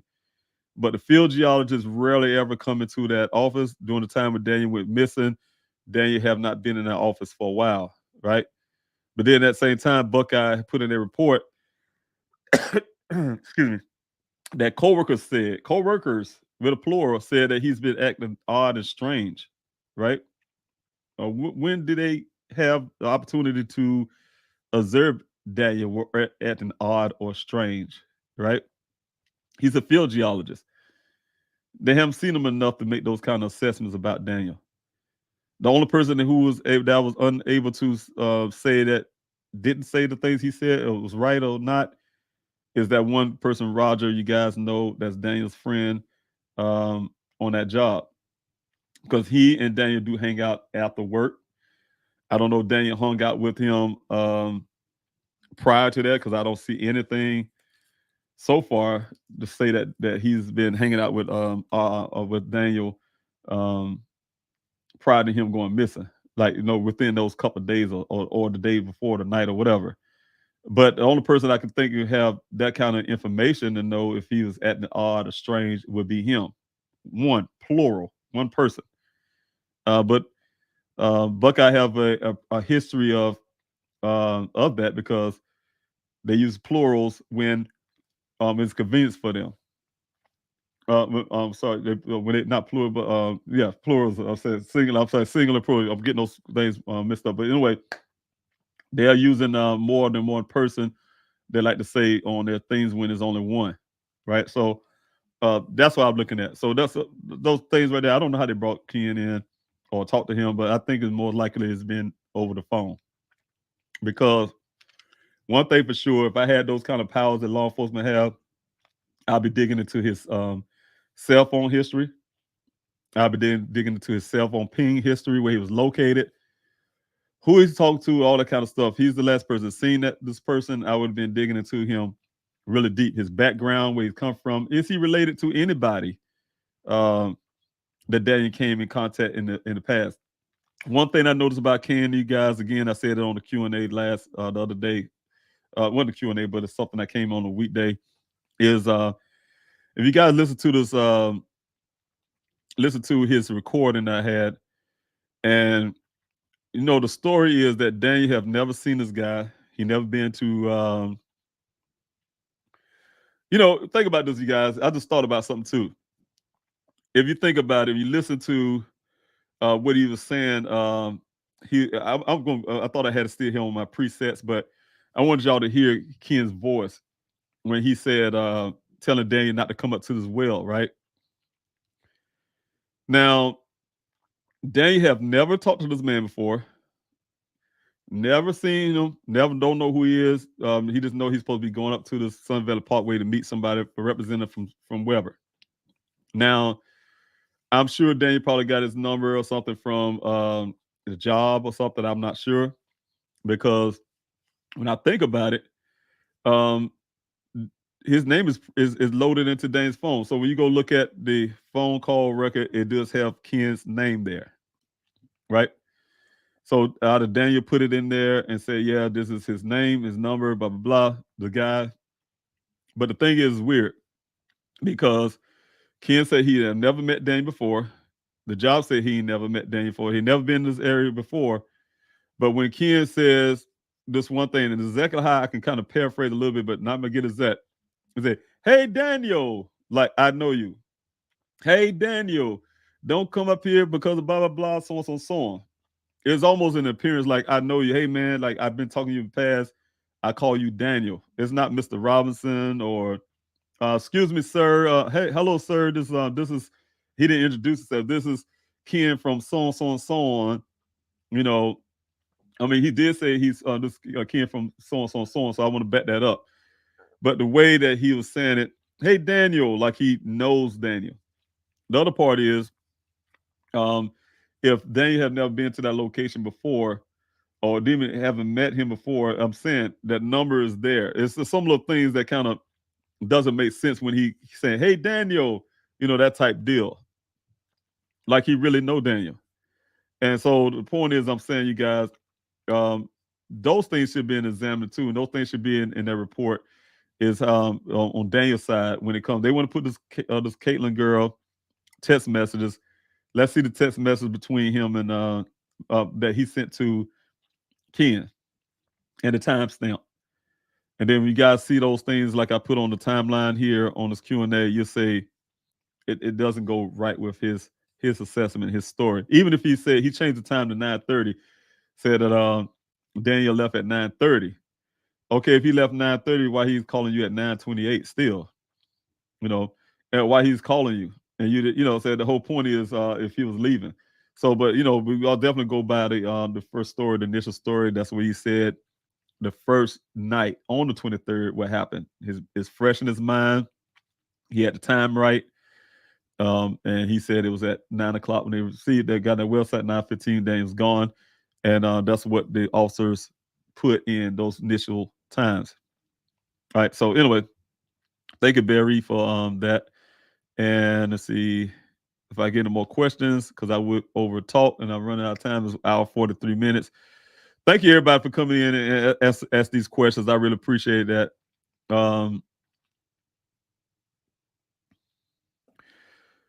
Okay, I'm gonna see here. I just want to put your comment there. How were any witnesses' statement taken by phone or police station? And that's the thing, yeah. I guarantee you it'll be a bunch of phone calls. Yeah. My daughter and I was the only one I could think of that have been in an interrogation room. I have never been in one until Buckeye Police Department into our life. My daughter either. Never been inside a interrogation room. We're not criminals. Don't have no reason to have been in an interrogation room. Brought in through the back of the police department, not the front door. That type deal. All right, so were you able to? Thanks so much, Team Wildflower. Were you able to have someone independently review the work laws? Daniel took picture of. I tried that as some guy in New York, and I felt really something about that, and I retracted from that. I haven't found anybody since that time to look into those things. Geologist, somebody I can feel like I can trust. Hopefully I can start working on that again. T and Wildflower. Yeah, because I would like to know those laws, what's on those laws and what they mean. And I almost can't imagine. Daniel was taking those pictures for a reason, because hindsight, we know that the governor, the old former governor of Arizona, was hiding those reports for whatever reason. And then the new governor come in now and release those to the public. So I almost thinking that they probably have something related to that. Daniel saw that. The kind of person Daniel is, he's going to tell the truth, you guys. He's going to look out for people. That's what I do. That's kind of family we are. And he see that area will not produce the water that it does not. We know now it don't have enough water. He would have said something, and that was way back then. He would have said something. He maybe took laws to make sure it get out. He's going to try to give it to somebody. Hey, look, this land do not support. It does not support the community that's trying to be built out there right now. And I really believe that. I really believe that from the bottom of my heart. That's something that Daniel would do. And that has a lot to do with the reason why he probably took those laws, the pictures of those laws. I have a feeling it has something to do, because think about it. It has something to do with that well, that groundwater. And he took pictures of it for, I'm sure, that reason. And one thing that was kind of getting me to you guys, Major New World was on that really hard. And I hope Jeff McGrath, my ex-investigator, did not do something I asked him specifically, straightforward, not to do. Couple things. He said they was harassing me for those samples that Daniel had. I didn't know what samples were, but Daniel had the samples from, I'm sure, that well or wherever from inside his vehicle. And they literally told me that's Matrix New World. And they were asking me for it. And I told them no. I said my son's vehicle is under investigation. No, nothing's coming out of that vehicle. I directed my investigator the same thing. When that vehicle sent to the facility it is at now, currently, nothing comes out of that vehicle. Nobody get it, right? Because I need those things forensically tested. I need everything tested, right? Whatever going on to my son. So I'm praying to God, because I know I have inventory of those things, you guys. I haven't touched that vehicle being close, but I have good detailed pictures of things that was in that vehicle and the way they were. So the thing is, they need to still be there. And I saw when Detective Biff opened that door and I saw it on the ground, I know what those bags were and things like that. I later found out by other geologists and his company, those are samples. And so of what was in that water, what's consistent in that land, all kind of stuff, whatever. And I don't know why Daniel, about that log or whatever, why he did all of that, but I'm sure it has something to do with that whole big water situation that we know now don't exist for the support of that new community that's supposed to be built out there. So, all right, thanks so much. Question to you, Wildflower. Thank you, Terry D, for your question. What are their thoughts about Mr. Elliott's statement that Daniel was starting staring off into the desert with a distant look in his eyes, is that concerning to you? You know, it would have been concerning to me if I believed it. You know, one of the things is I initially was lied to the whole entire time which well that Daniel was last seen at. And the well that they pointed me out to, I actually, when I first did my very first well desert search out there with volunteers, the first place, you guys know the first place I was going in that desert, and it was the well site. Major New World, Dan's boss was the lead to get me there to this location. The young lady I was riding with from South Carolina, she and I followed him and Matrix New World's people that came out to the search. It was about 4 of them. And anyway, we got into that desert. I was really feeling all kind of ways, and we got to that little T junction where they were talking about, and they stopped. And they didn't know which way to go, and then they said, because they told me now, this Matrix said they've been to this well before, or we've been here before, and all this stuff. They stopped, trying to figure out what happened. And they said, oh yeah, we're just trying to make sure we're going the right place. So we got up the road. Make a long story short, they took us to the wrong place. Took us to some corral that was there. North is like south of the first well site. And then they eventually told me the well site, they went through the bushes. Oh, this is where the well is. It's right here. This is well site. They told us that. And ever since then, you guys, I believe in that was the well. They directed me there, said this is well site. But when you listen to Ken's story, then I realized that it's the one north of that with all that stuff in it, you guys. And that happened last year, last part of last year. And I realized I've been lied to the whole entire time about where this location as well was. But anyway, what are your thoughts about his statement?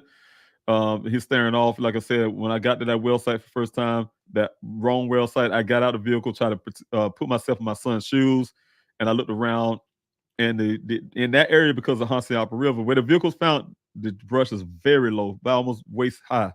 But on that side of the desert, near the Hansayapa River, is fresh, plenty of water that runs through there when the monsoon season. So things there kind of grow kind of thick and lush. And it was high, and it was close to the well. And I'm like, okay, if he was standing here, what he would be looking at? The brushes? He can't even stare off into the desert. Even if you go to the second well site where he actually was at, hindsight, you won't be able to see too far, but you can see a lot better out to the desert. I don't see his whole reasoning why he's saying, even bringing up Daniel's staring off to the desert, to the point that he's saying he was saying things that didn't make sense to him. Like, if you listen to the story, it's almost like they had a longer. If you got there at 9:00 and he was going by 9:15, I mean, how long is the conversation for almost 15 minutes can be? Where if you're saying that you can do some kind of assessment about a person in that little short of time, where you felt like you had to look in their eyes, and then now he's adding even extra things. You know, he said this at the beginning, it's not an important thing like that. But now he going to interviews and stuff, and now say, yeah, he was even running around in circles or some crazy crap you're saying.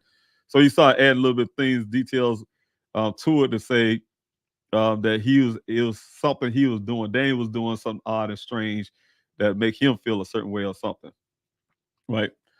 The other part is because of his reaction when I met him on the 28th of a couple of days after Daniel went missing.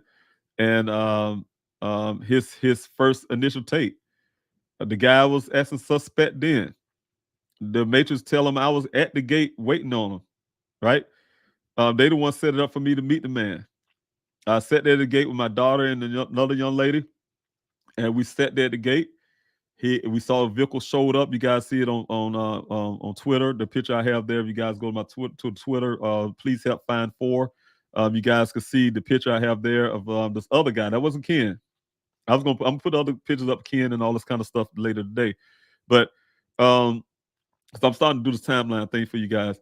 But the thing is, this guy came up, some strange dude. I thought it was Ken, of course. I seen a white pickup truck pulling up. I thought it was Ken. The guy turned around the vehicle around and kind of backed the car towards the gate. I got out. Start talking to him. Hey, how you doing, sir? My name David Robinson, blah, blah. Found out he wasn't Ken. He never told me his name. And I said, he just started asking me questions like what I want with Ken. I said, I just came to answer some questions. You know, my son went missing. I just asked some questions. about what happened. He said he was the last one to see my son, and he'd asked him some questions. And this guy just kept questioning me why, whatever, whoever he was. Real heavy set guy. But then I said, no, I said, I really need to talk to Ken, get the assessment from him because I'm doing my own investigation, you guys.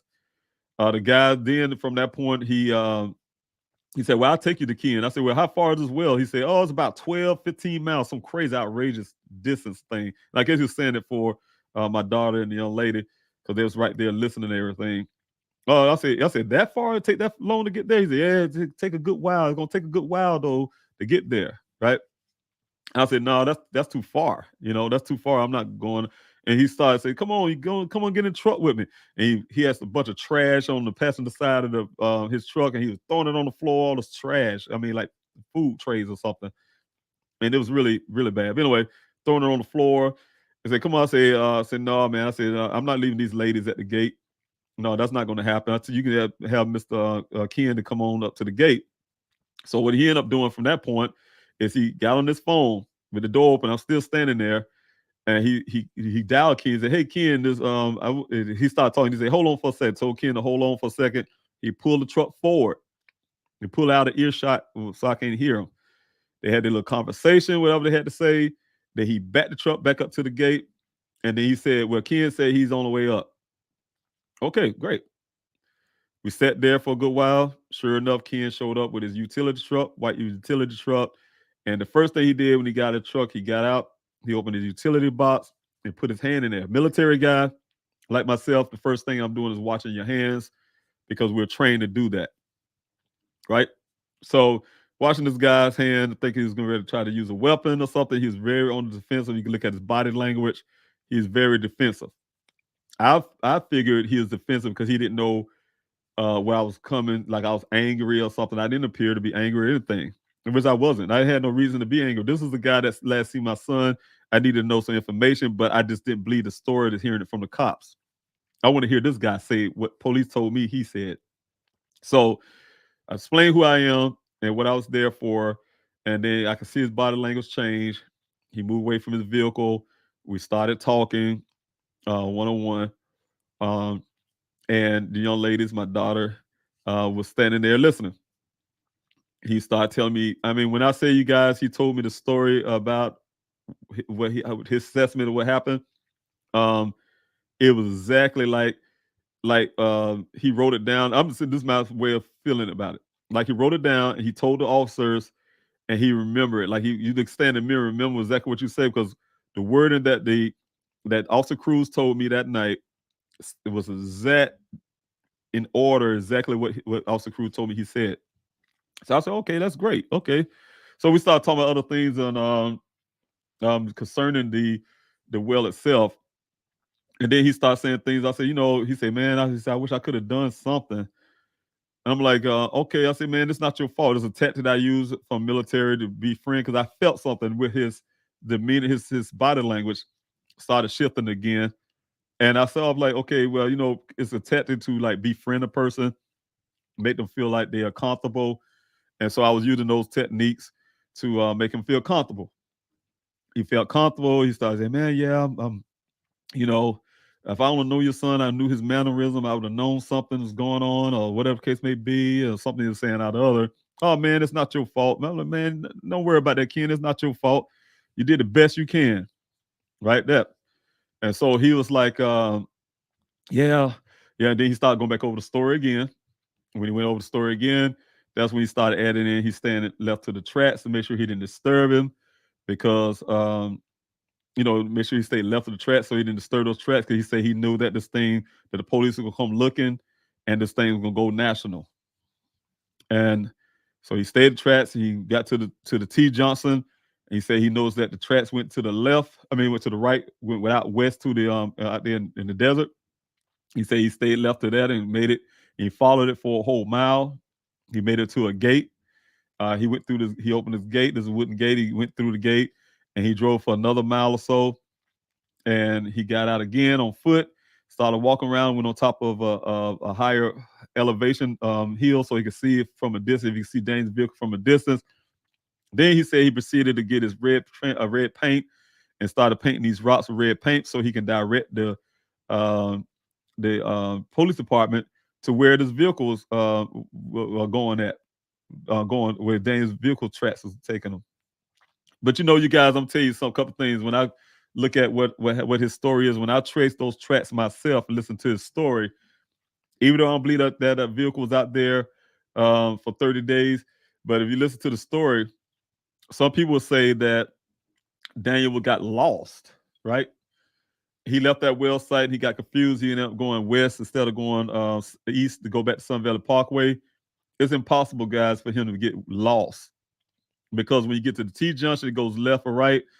And if you have to go left to go back to Sun Valley Parkway, you go right to go farther out into the desert. But you don't go west. It goes west for probably a couple hundred feet, and then it will start veering off to the south.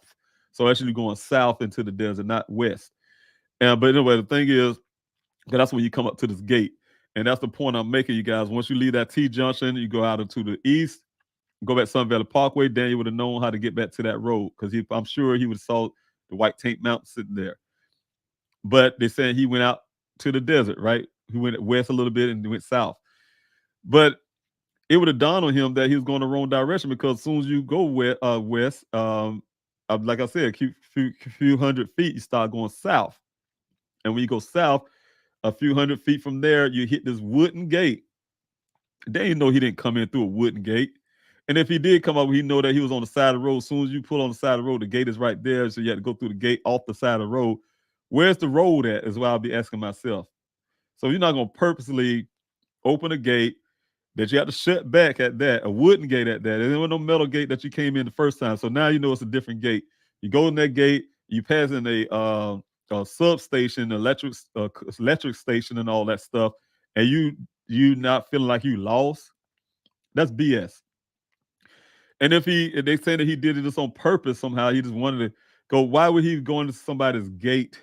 That says back then, keep the gate closed and no trespassing. He going to somebody else's gate. I don't believe all of that. So the point is, I'm saying this guy's saying that he went through this gate. And when you describe it, you follow him exactly what he said. Don't you know, when you go through that gate, he drove another mile, he said, and he got out on foot, and he went up on this little hill embankment. If you go up on this hill embankment, if you do exactly how he said, and towards where the vehicle eventually will be found, it'll take you right there to where the vehicle was found. His story. So the thing is really crazy to me that you can put all these correlations together with this Elliott story and you don't think nothing of it from law enforcement standpoint. Also, that's got to be on purpose, and I think it is because of a lot of relations that may be there. Barry, thank you so much for your question. I'm over the 2 hour. What time is and where did the person who presented? Okay, let me start it back over. What time and where did the person who presented as FBI agent claims to have seen Daniel in the desert? And that thing I wanted to talk to some people I had talked to yesterday. Excuse me, guys. That I want to talk to yesterday about that part, Barry, is the fact that that did come a time after that, you guys. And you guys probably remember, those who've been following the story for a while probably remember that that was a time that it was a guy that showed up in one of the searches. I think it was it's sometime after the vehicle showed up though, and I would get those dates. But anyway, the guy showed up to the search. He was brought to me by one of my it was my search coordinator at the time, and he brought him to me and he said, "Hey, this guy said he's seen your son. He's seen your son that day he went missing, and he's a federal law enforcement officer." That's what he told me. The guy introduced himself. I ain't gonna say his name here. He pulled out a badge. The guys showed me his badge to show that he's actually a federal law enforcement officer. I said, okay. But I'm not a person that try to judge people. And it's hard to judge people. I try not to be, stereotypical or whatever the case may be. Whatever the case may be. I try to give people benefit of doubt. But some reason for this guy, I didn't believe it. I was like, this don't, he didn't match his face, his posture, I think of people like that be more of military field. Sometimes you look like you look like you look at a law a police officer, for instance, or a military person, and you find them in the street in their regular civilian clothes. Sometimes you can look at a police officer and be like, "Man, you a police officer." You look at them, you can tell, you can smell it on them or something. I did not get that feeling from this guy, so I kind of dismissed them off. Make a long story, I told him go ahead and have him go talk to my investigator. Put that on my investigator. To put it on my investigator, Miss McGrath. And so I left that alone. But then they came back. Miss McGrath came back and said, yeah, he vetted the guy's story. He talked to this guy and vetted his story. He's out there. So they eventually started telling me, yeah, he was out there. He seen your son last. Right. So we started putting that in the public. I put that in my family press conference. You guys seen that. Mr. McGrath sitting next to me. Even then I felt weary about it. So that's why you kind of saw me say law enforcement. And he said, yeah, he's a federal law enforcement officer, right? So I'm like, okay, yeah. So I put that in my family press conference with you guys know that Dateline was there out there in the desert with me at the time. And I was putting this out there in the public, right? This guy, he did change his story. He said, I went into detail. He came to me after that point, and he and I have a long discussion about what he saw. So, because I had to do my investigator doing the investigation. I have always been doing my own independent investigation. He's doing an investigation. So I have an investigation on a lot of parts. And also I have another person that I didn't name, who also is a private investigator. He been doing an investigation of his own in his own type. So I have investigations going all different directions, right? One don't really know about the other, but just in a sense. But to be able to I can get all these answers from different places, even from Buckeye, what I can get I can get from them, the little nothing that they do. And also I was having all this information come in at one time, but this guy came back. He told me that he saw my son around 1 o'clock that day. Him and his children was out target practicing in the area. And he said he first saw my son. He said he saw him twice. He saw him the first time he was target practicing. He saw him through the scope of his rifle. That made me feel a certain way because, we don't orient our weapons towards anybody, right? That is 101 gun stuff, right? Weapon stuff. And so it made me feel a certain way, but, he didn't say he fired or something. I was looking for a deer and I fired towards him. And, luckily I didn't hit him or something like that crazy. He just said he saw him through the scope of his rifle. Made me feel uneasy hearing that. Okay. And he said he moved to a different place and he saw Daniel Jeep on the side of the Wagner Wash riverbed. He saw him sitting there, at the vehicle sitting there. He said, hey, that's the same vehicle I saw through the scope of my rifle. And so he told me that he approached the vehicle, him and his children, and he saw Daniel doing something, had the driver door open, and he was doing something in the vehicle. He's like, he was cleaning his vehicle out, just cleaning his vehicle. All right, okay. A couple things I asked him, I said, do you smell any marijuana thing? Oh, no, I know about weed. No, nothing, no marijuana, nothing. Right, okay. What happened? He told me that, Daniel, he said hello to him, and Daniel was standing at the door. He said, standing door with the door open, and they had the conversation. And then when Daniel kind of stepped away from the door, that's when he realized that he had a missing right hand. And he said, Daniel told him, he said, hey, is this a good place to target practice? And Dan told him, hey, no, this is not a good area. We work here. I work here. I work in this area. We work in this area. This is not the right place that you're supposed to target practice. He said Daniel gave him directions to where he should go to target practice. He said you go over on this side, and he pointed him out to where he need to go and target practice with his kids. Say Daniel's very mild-mannered, very nice conversation, real nice to his kids, and that was the end of it. The story of this guy's story changed once my investigator got the information back about the infotainment system from California that says the first accident that happened with my son's vehicle was at 1:00 p.m. that day. When he heard that, he changed his story. Said, oh, I seen your son at 10:00 a.m. I saw him around 10:00 that morning. Changed from 1:00 that day so that put suspect to me as well. And then later, as I was trying to get all the information I can about this guy, he was really open to talk to me. I didn't let him know that I was really doubtful his story. I'll try to get everything I can out of him first, right? until this internet sleuth person, I forgot his name. He's on Twitter a lot. I had some issues with Twitter people who was really forcefully trying to. They were doing some forceful stuff. To make a long story short, and one decided to come out to a search. I was out of town. My family begged my mother wanted me to come home for. I think it was a Thanksgiving or something, and but I still directed my then search coordinator to hold a little small search or whatever. He said he's gonna handle that while I was gone.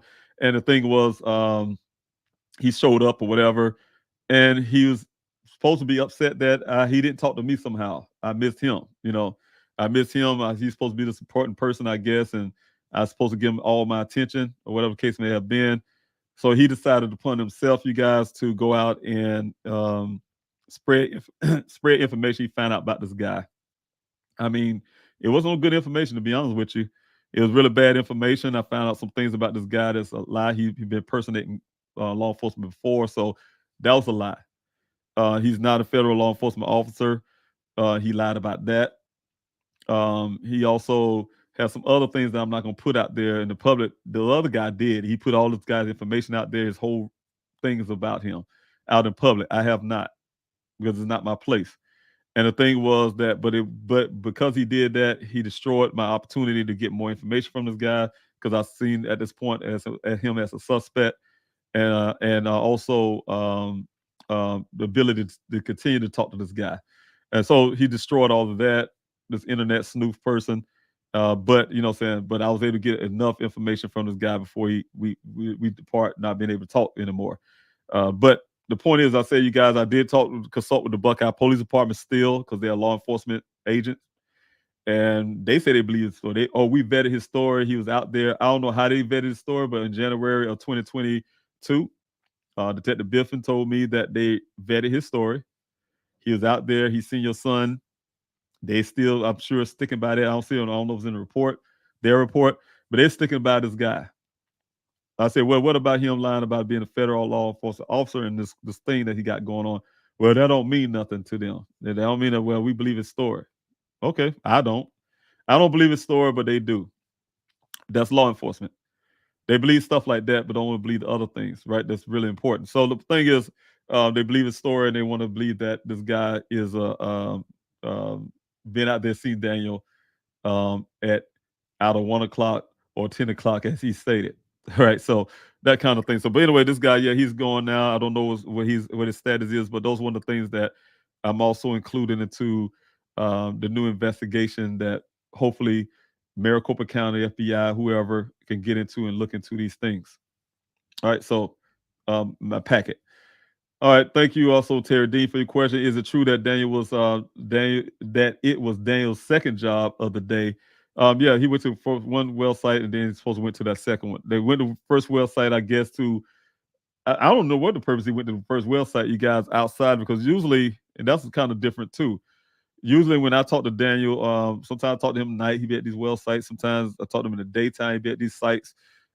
This time, I didn't talk to him, but they said that he went to the first well site. I don't know what reason, because he didn't go meet nobody, according to. So that was different. He going out to some well site by himself, but not to meet anybody. But he did take the picture of the logs. So I don't know if the Danes said did they say you need to take a picture of these logs or something? I don't know, because I just know Dane did something he didn't have done before. So he didn't one, but then yes, there was a second well site, 2 jobs. If so, did anything out the ordinary happen while at the first site? And that's what I'm saying. That's what I'm saying. I don't know about anything out of the ordinary. I just know that anything near that well site was that vehicle that fit Dane's description, the vehicle that fit the description that was there 2 days before. They said his vehicle showed up in the desert. So that's the only thing that's related to that to me. Sorry, you guys, I'm skipping down from these comments to the questions. So if you got questions, that's all I'm just looking for. It's 2 hours and 12 minutes into this Q&A. Let's see here. Madison, thank you so much for off the Facebook side. I know there's a question on the back end, the question mark on the back end, so I'm grabbing it. Did you guys find out who the cell phone belongs to? Well, one of them is belongs to my son. The other two, no, I don't know who they belong to. And those two were found out there doing my desert searches. And but no, I don't know the other two, but I do know the one that was found by Buckeye at the crime scene where the vehicle showed up. That belongs to my son. But the other two that was found doing my searches near the same area, we don't know who that belongs to just yet. Pacific Breeze, thank you so much for your question. Is there a plan to put a timeline chart of events of Daniel's case on the website or here on YouTube? Yes, it's been telling. It's one of those things. To say going forward, also with this Q&A this morning, you guys. I say where we go from here. I've been telling you guys I was going to put in my own family. Like police have their police report. We're gonna have my report too, but my report could be consistent of a lot of things. It's not maybe not be necessary for you guys, but it's gonna be consistent of recordings that these officers cannot say they haven't said or done. It's gonna be timelines. It's gonna be just everything evidence wise, but it's gonna be all tied together. Just like they have evidence, we have evidence as well, but it's gonna be tied in with the timeline of events. What I said, what people said, blah blah blah, et cetera, et cetera, et cetera. Who, when, where, and how. So all that stuff gonna be put together. It's a process. That's something I couldn't do that I said I was gonna do a long time ago. Just couldn't find the time, you guys, in between trying to do searches, to getting flyers out, to doing interviews, to investigating, to you name it. I have found a little time to do timeline. So this month right here, my team and I were getting together collectively and finish this timeline that I started. So yeah, those timelines will be added to a public part of that will be added to. I'll talk about on this Q&A. Yeah, I'll be sharing on social media and also on the website. So yes, I will be doing that real soon. So that's gonna be a lot of hard work. I took a deep breath on that because I know that was part of what I was supposed to be doing starting on today. As a matter of fact, like I said, we were talking about it just yesterday, Pacific Breeze, finalizing this thing. But I'll take a deep breath because I know that means I'm not gonna get into sleep. So I took a deep breath on it because I know what it is. I have to make sure all the information I have on these different things all compile together. And once I get them together, team, we all tackle it at and put them in order. And so it's gonna take a little moment, but it's a lot of work. But it's gonna be one of those for me, not for the team, but for me, it's gonna be a day and night job. So for the next few days, you guys may see a slow on my social media movements and things like that because that's what I'll be working on. Also, Sean, thank you so much. Are you aware of if your investigator checked to see if there was any video footage around where his Jeep was sighted prior to being found in the desert? No, he did not. So one of the things is it's a couple of places. There's a what's the name of that dollar store, Dollar General, I think the name of it. That's there. They may have had cameras. There's a lot of missed opportunity that's there. A lot of time these cameras hold things for only 30 days. So unless somebody had a reason to record, because I have, for instance, my home has video footage like that. We have cameras. Some people have rings and all kind of stuff, but we have real cameras. I mean, really good cameras, and we have rings around the neighbors. So, for instance, as an example, and I know with my cameras, if I don't want to, for some reason, record something, it just it overwrites over 30 days. Most cameras are like that, but if I want to record something, I can record it. It goes to the hard drive or whatever case may be, and I keep those things forever, right? So unless somebody was sitting there recording on that day when that footage was there, it'd be hard to say something hadn't been overwritten for over almost 2 years now. So hopefully, for some reason they recorded something from that Dollar General. And they have cameras out there. I don't know if they do or not. They may have caught something. The area where that vehicle was found, there was the housing was, I'm thinking, not in eye shot of the area.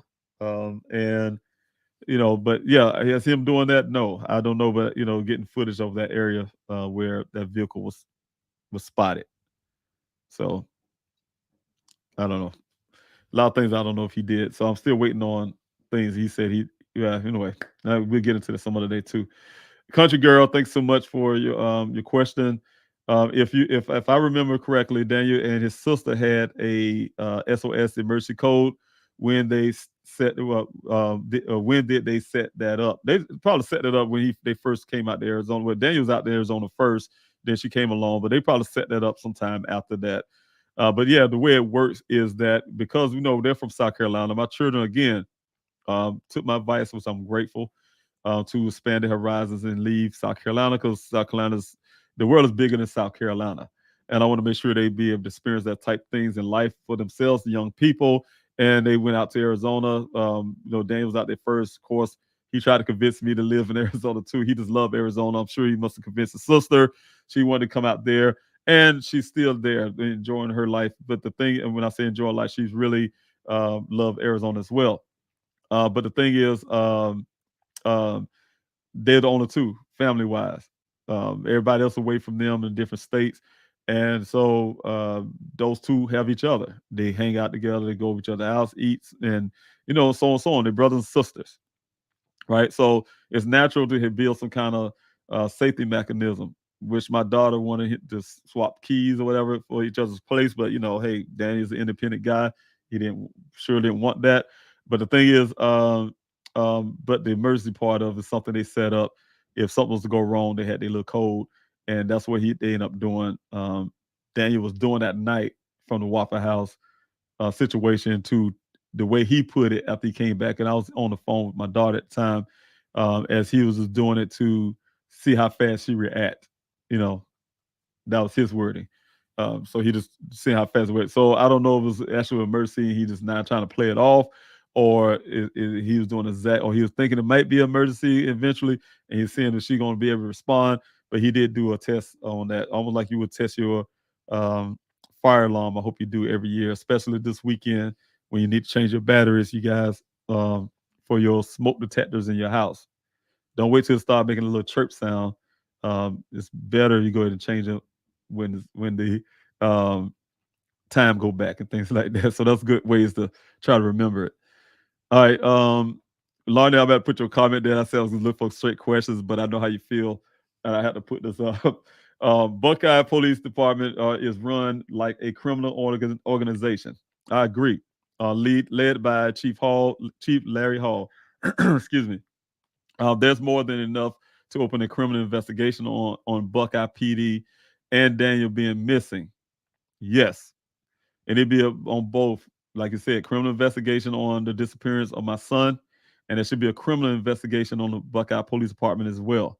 And the reason why you guys, I could say that, and I know Larnell agree, is that several things. The falsification on documents is something that Buckeye have a history of, right? Chief Larry Hall, for instance, got suspended because of those falsification of Buckeye of falsification of documents. You guys, so that's corruption, right?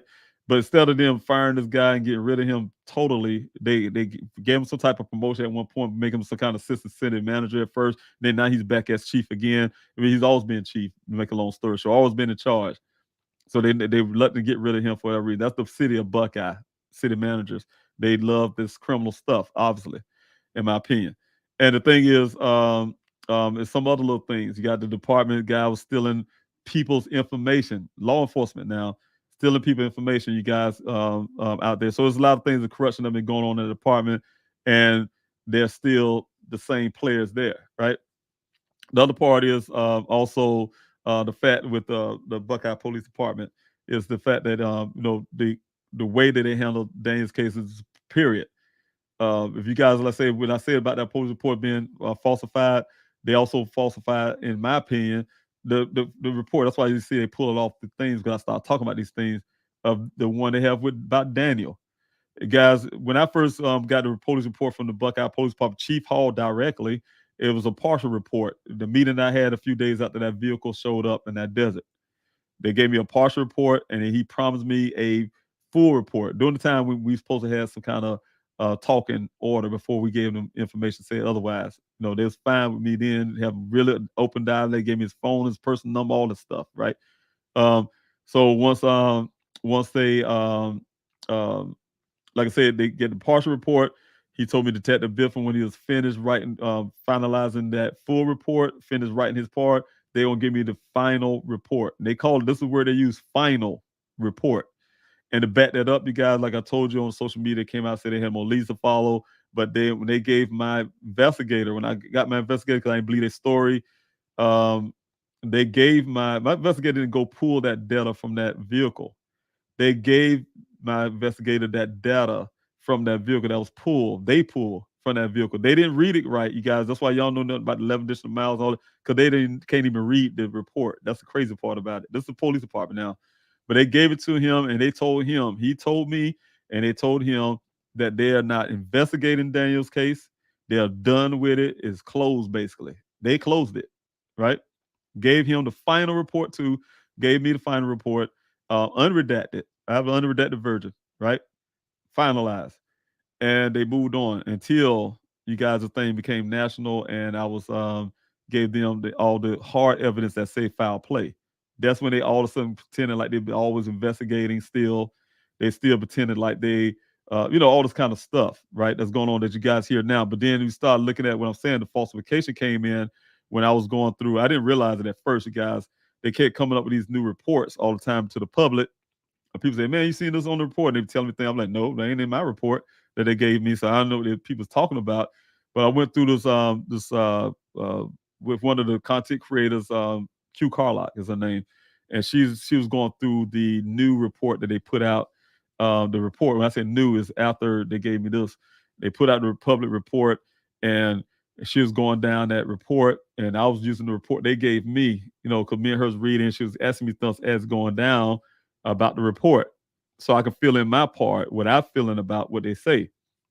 Don't you know some paragraphs have been changed, the sentence has been changed, and it all been changed to fit this narrative that they got. I'm like, oh, it got so frustrating for me.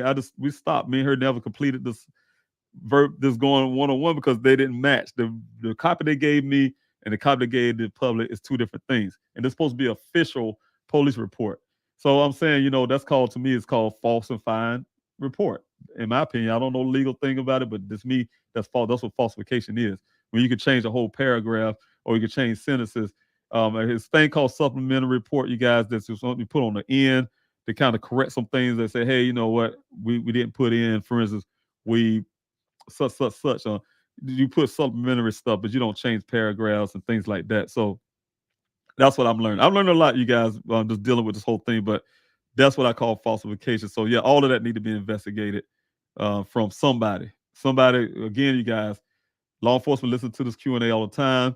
If you listen to me right now, you're a law enforcement agent, officer, whatever the case may be, and you see this kind of stuff happening in that apartment, you see what's happening in my son's case, and you're not doing anything outside of trying to make Buckeye look good, trying to help them somehow, then you're a criminal too. You're just like them. There's no such thing as a good police, also a good organization, if you can see corruption, see crime, and don't do something about it. Your job is law enforcement, whether it's law enforcement or not. There's no such thing as a blue that you're looking out for, some club that you're in. When it comes to people's lives and citizens, you need to do something about it. And that's what I feel about it. And I'm going to stand on that. Also, thanks so much, Larnell. Also, E-Sans, do you know if the investigator used a UV light in the vehicle? No, they did not. When they told us, and that's what I asked them too. I said, I got upset in this meeting, guys. I wish you guys could hear the recording. And y'all would probably end up hearing it one day. But the thing is, them guys said, I asked them, they said, the good part, there was no blood. We didn't find no blood in the, no, they didn't say fine. We didn't see any blood that they in this vehicle, right? So when they said see, the word see, I'm a detailed person. And they said see, I'm like, see, how you know no blood? I said, don't y'all, what y'all need to use, like luminol or something, some kind of something light, like you were saying, he's saying some type of light or luminol or something. I said, don't they have something? Because I'm not an expert on things like that, but I just see things on TV, from my days of watching shows and stuff. But anyway, don't y'all have something that could detect blood? 'Cause I remember my investigator said that he was doing that for Dane's apartment, trying to look for blood. And don't y'all have a little light, some kind of light or some kind of luminol or whatever they call the stuff to check for blood? No, they did not use that because they say they didn't see with their eyes any blood. How you know nobody didn't wipe it up? Whatever the case may be. So it's those kind of things like that, because it wasn't an investigation, you guys. So no matter how much they use the word investigating, from Buckeye, it wasn't no investigation. Investigation is not ran that way. That was a case, and they was doing up, looking. Like I told you guys, as you that analogy I always keep using, is somebody say, David, go look in this cabinet and see if you can find this grape jar, grape jelly. And I open it up and I look with my eyes like they did for the blood, and I shut it back and say, nope, I don't see it. I could easily say in the report that I looked, I did the search for it, but I didn't look. I didn't pull nothing back to look for it and find it. So I didn't really look. So that's what I'm saying. That's how how they're approaching everything. With my son's case, that's why I want my son's case out of that department. All right, I have John. Thanks so much for your question. Sorry, just logged in. If not as yet, will there be a new search in ETA? Yes, I hope so. I'm really still working on that. I did have one of my teams. She did reach out to the owners of the land again. One of the players that tried to keep me out of there is no longer in the picture. Thank God.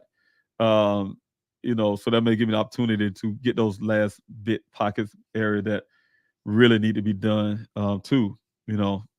It's a hard task, you guys. After over a year, getting people out to the search and get motivated and things like that. And for me, it's a no-brainer. I have to really have to get these things done. But you know what? It's a no-brainer for me. But for other people, it'd be kind of difficult. I can't search the desert by myself. So I've been out there many times by myself, but I can't search it by myself. So I need help.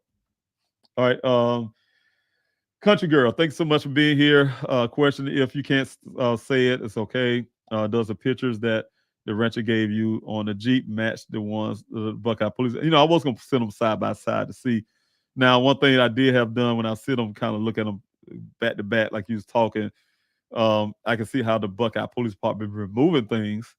If he originally took the picture that has so-called supposed to be logs and things in it,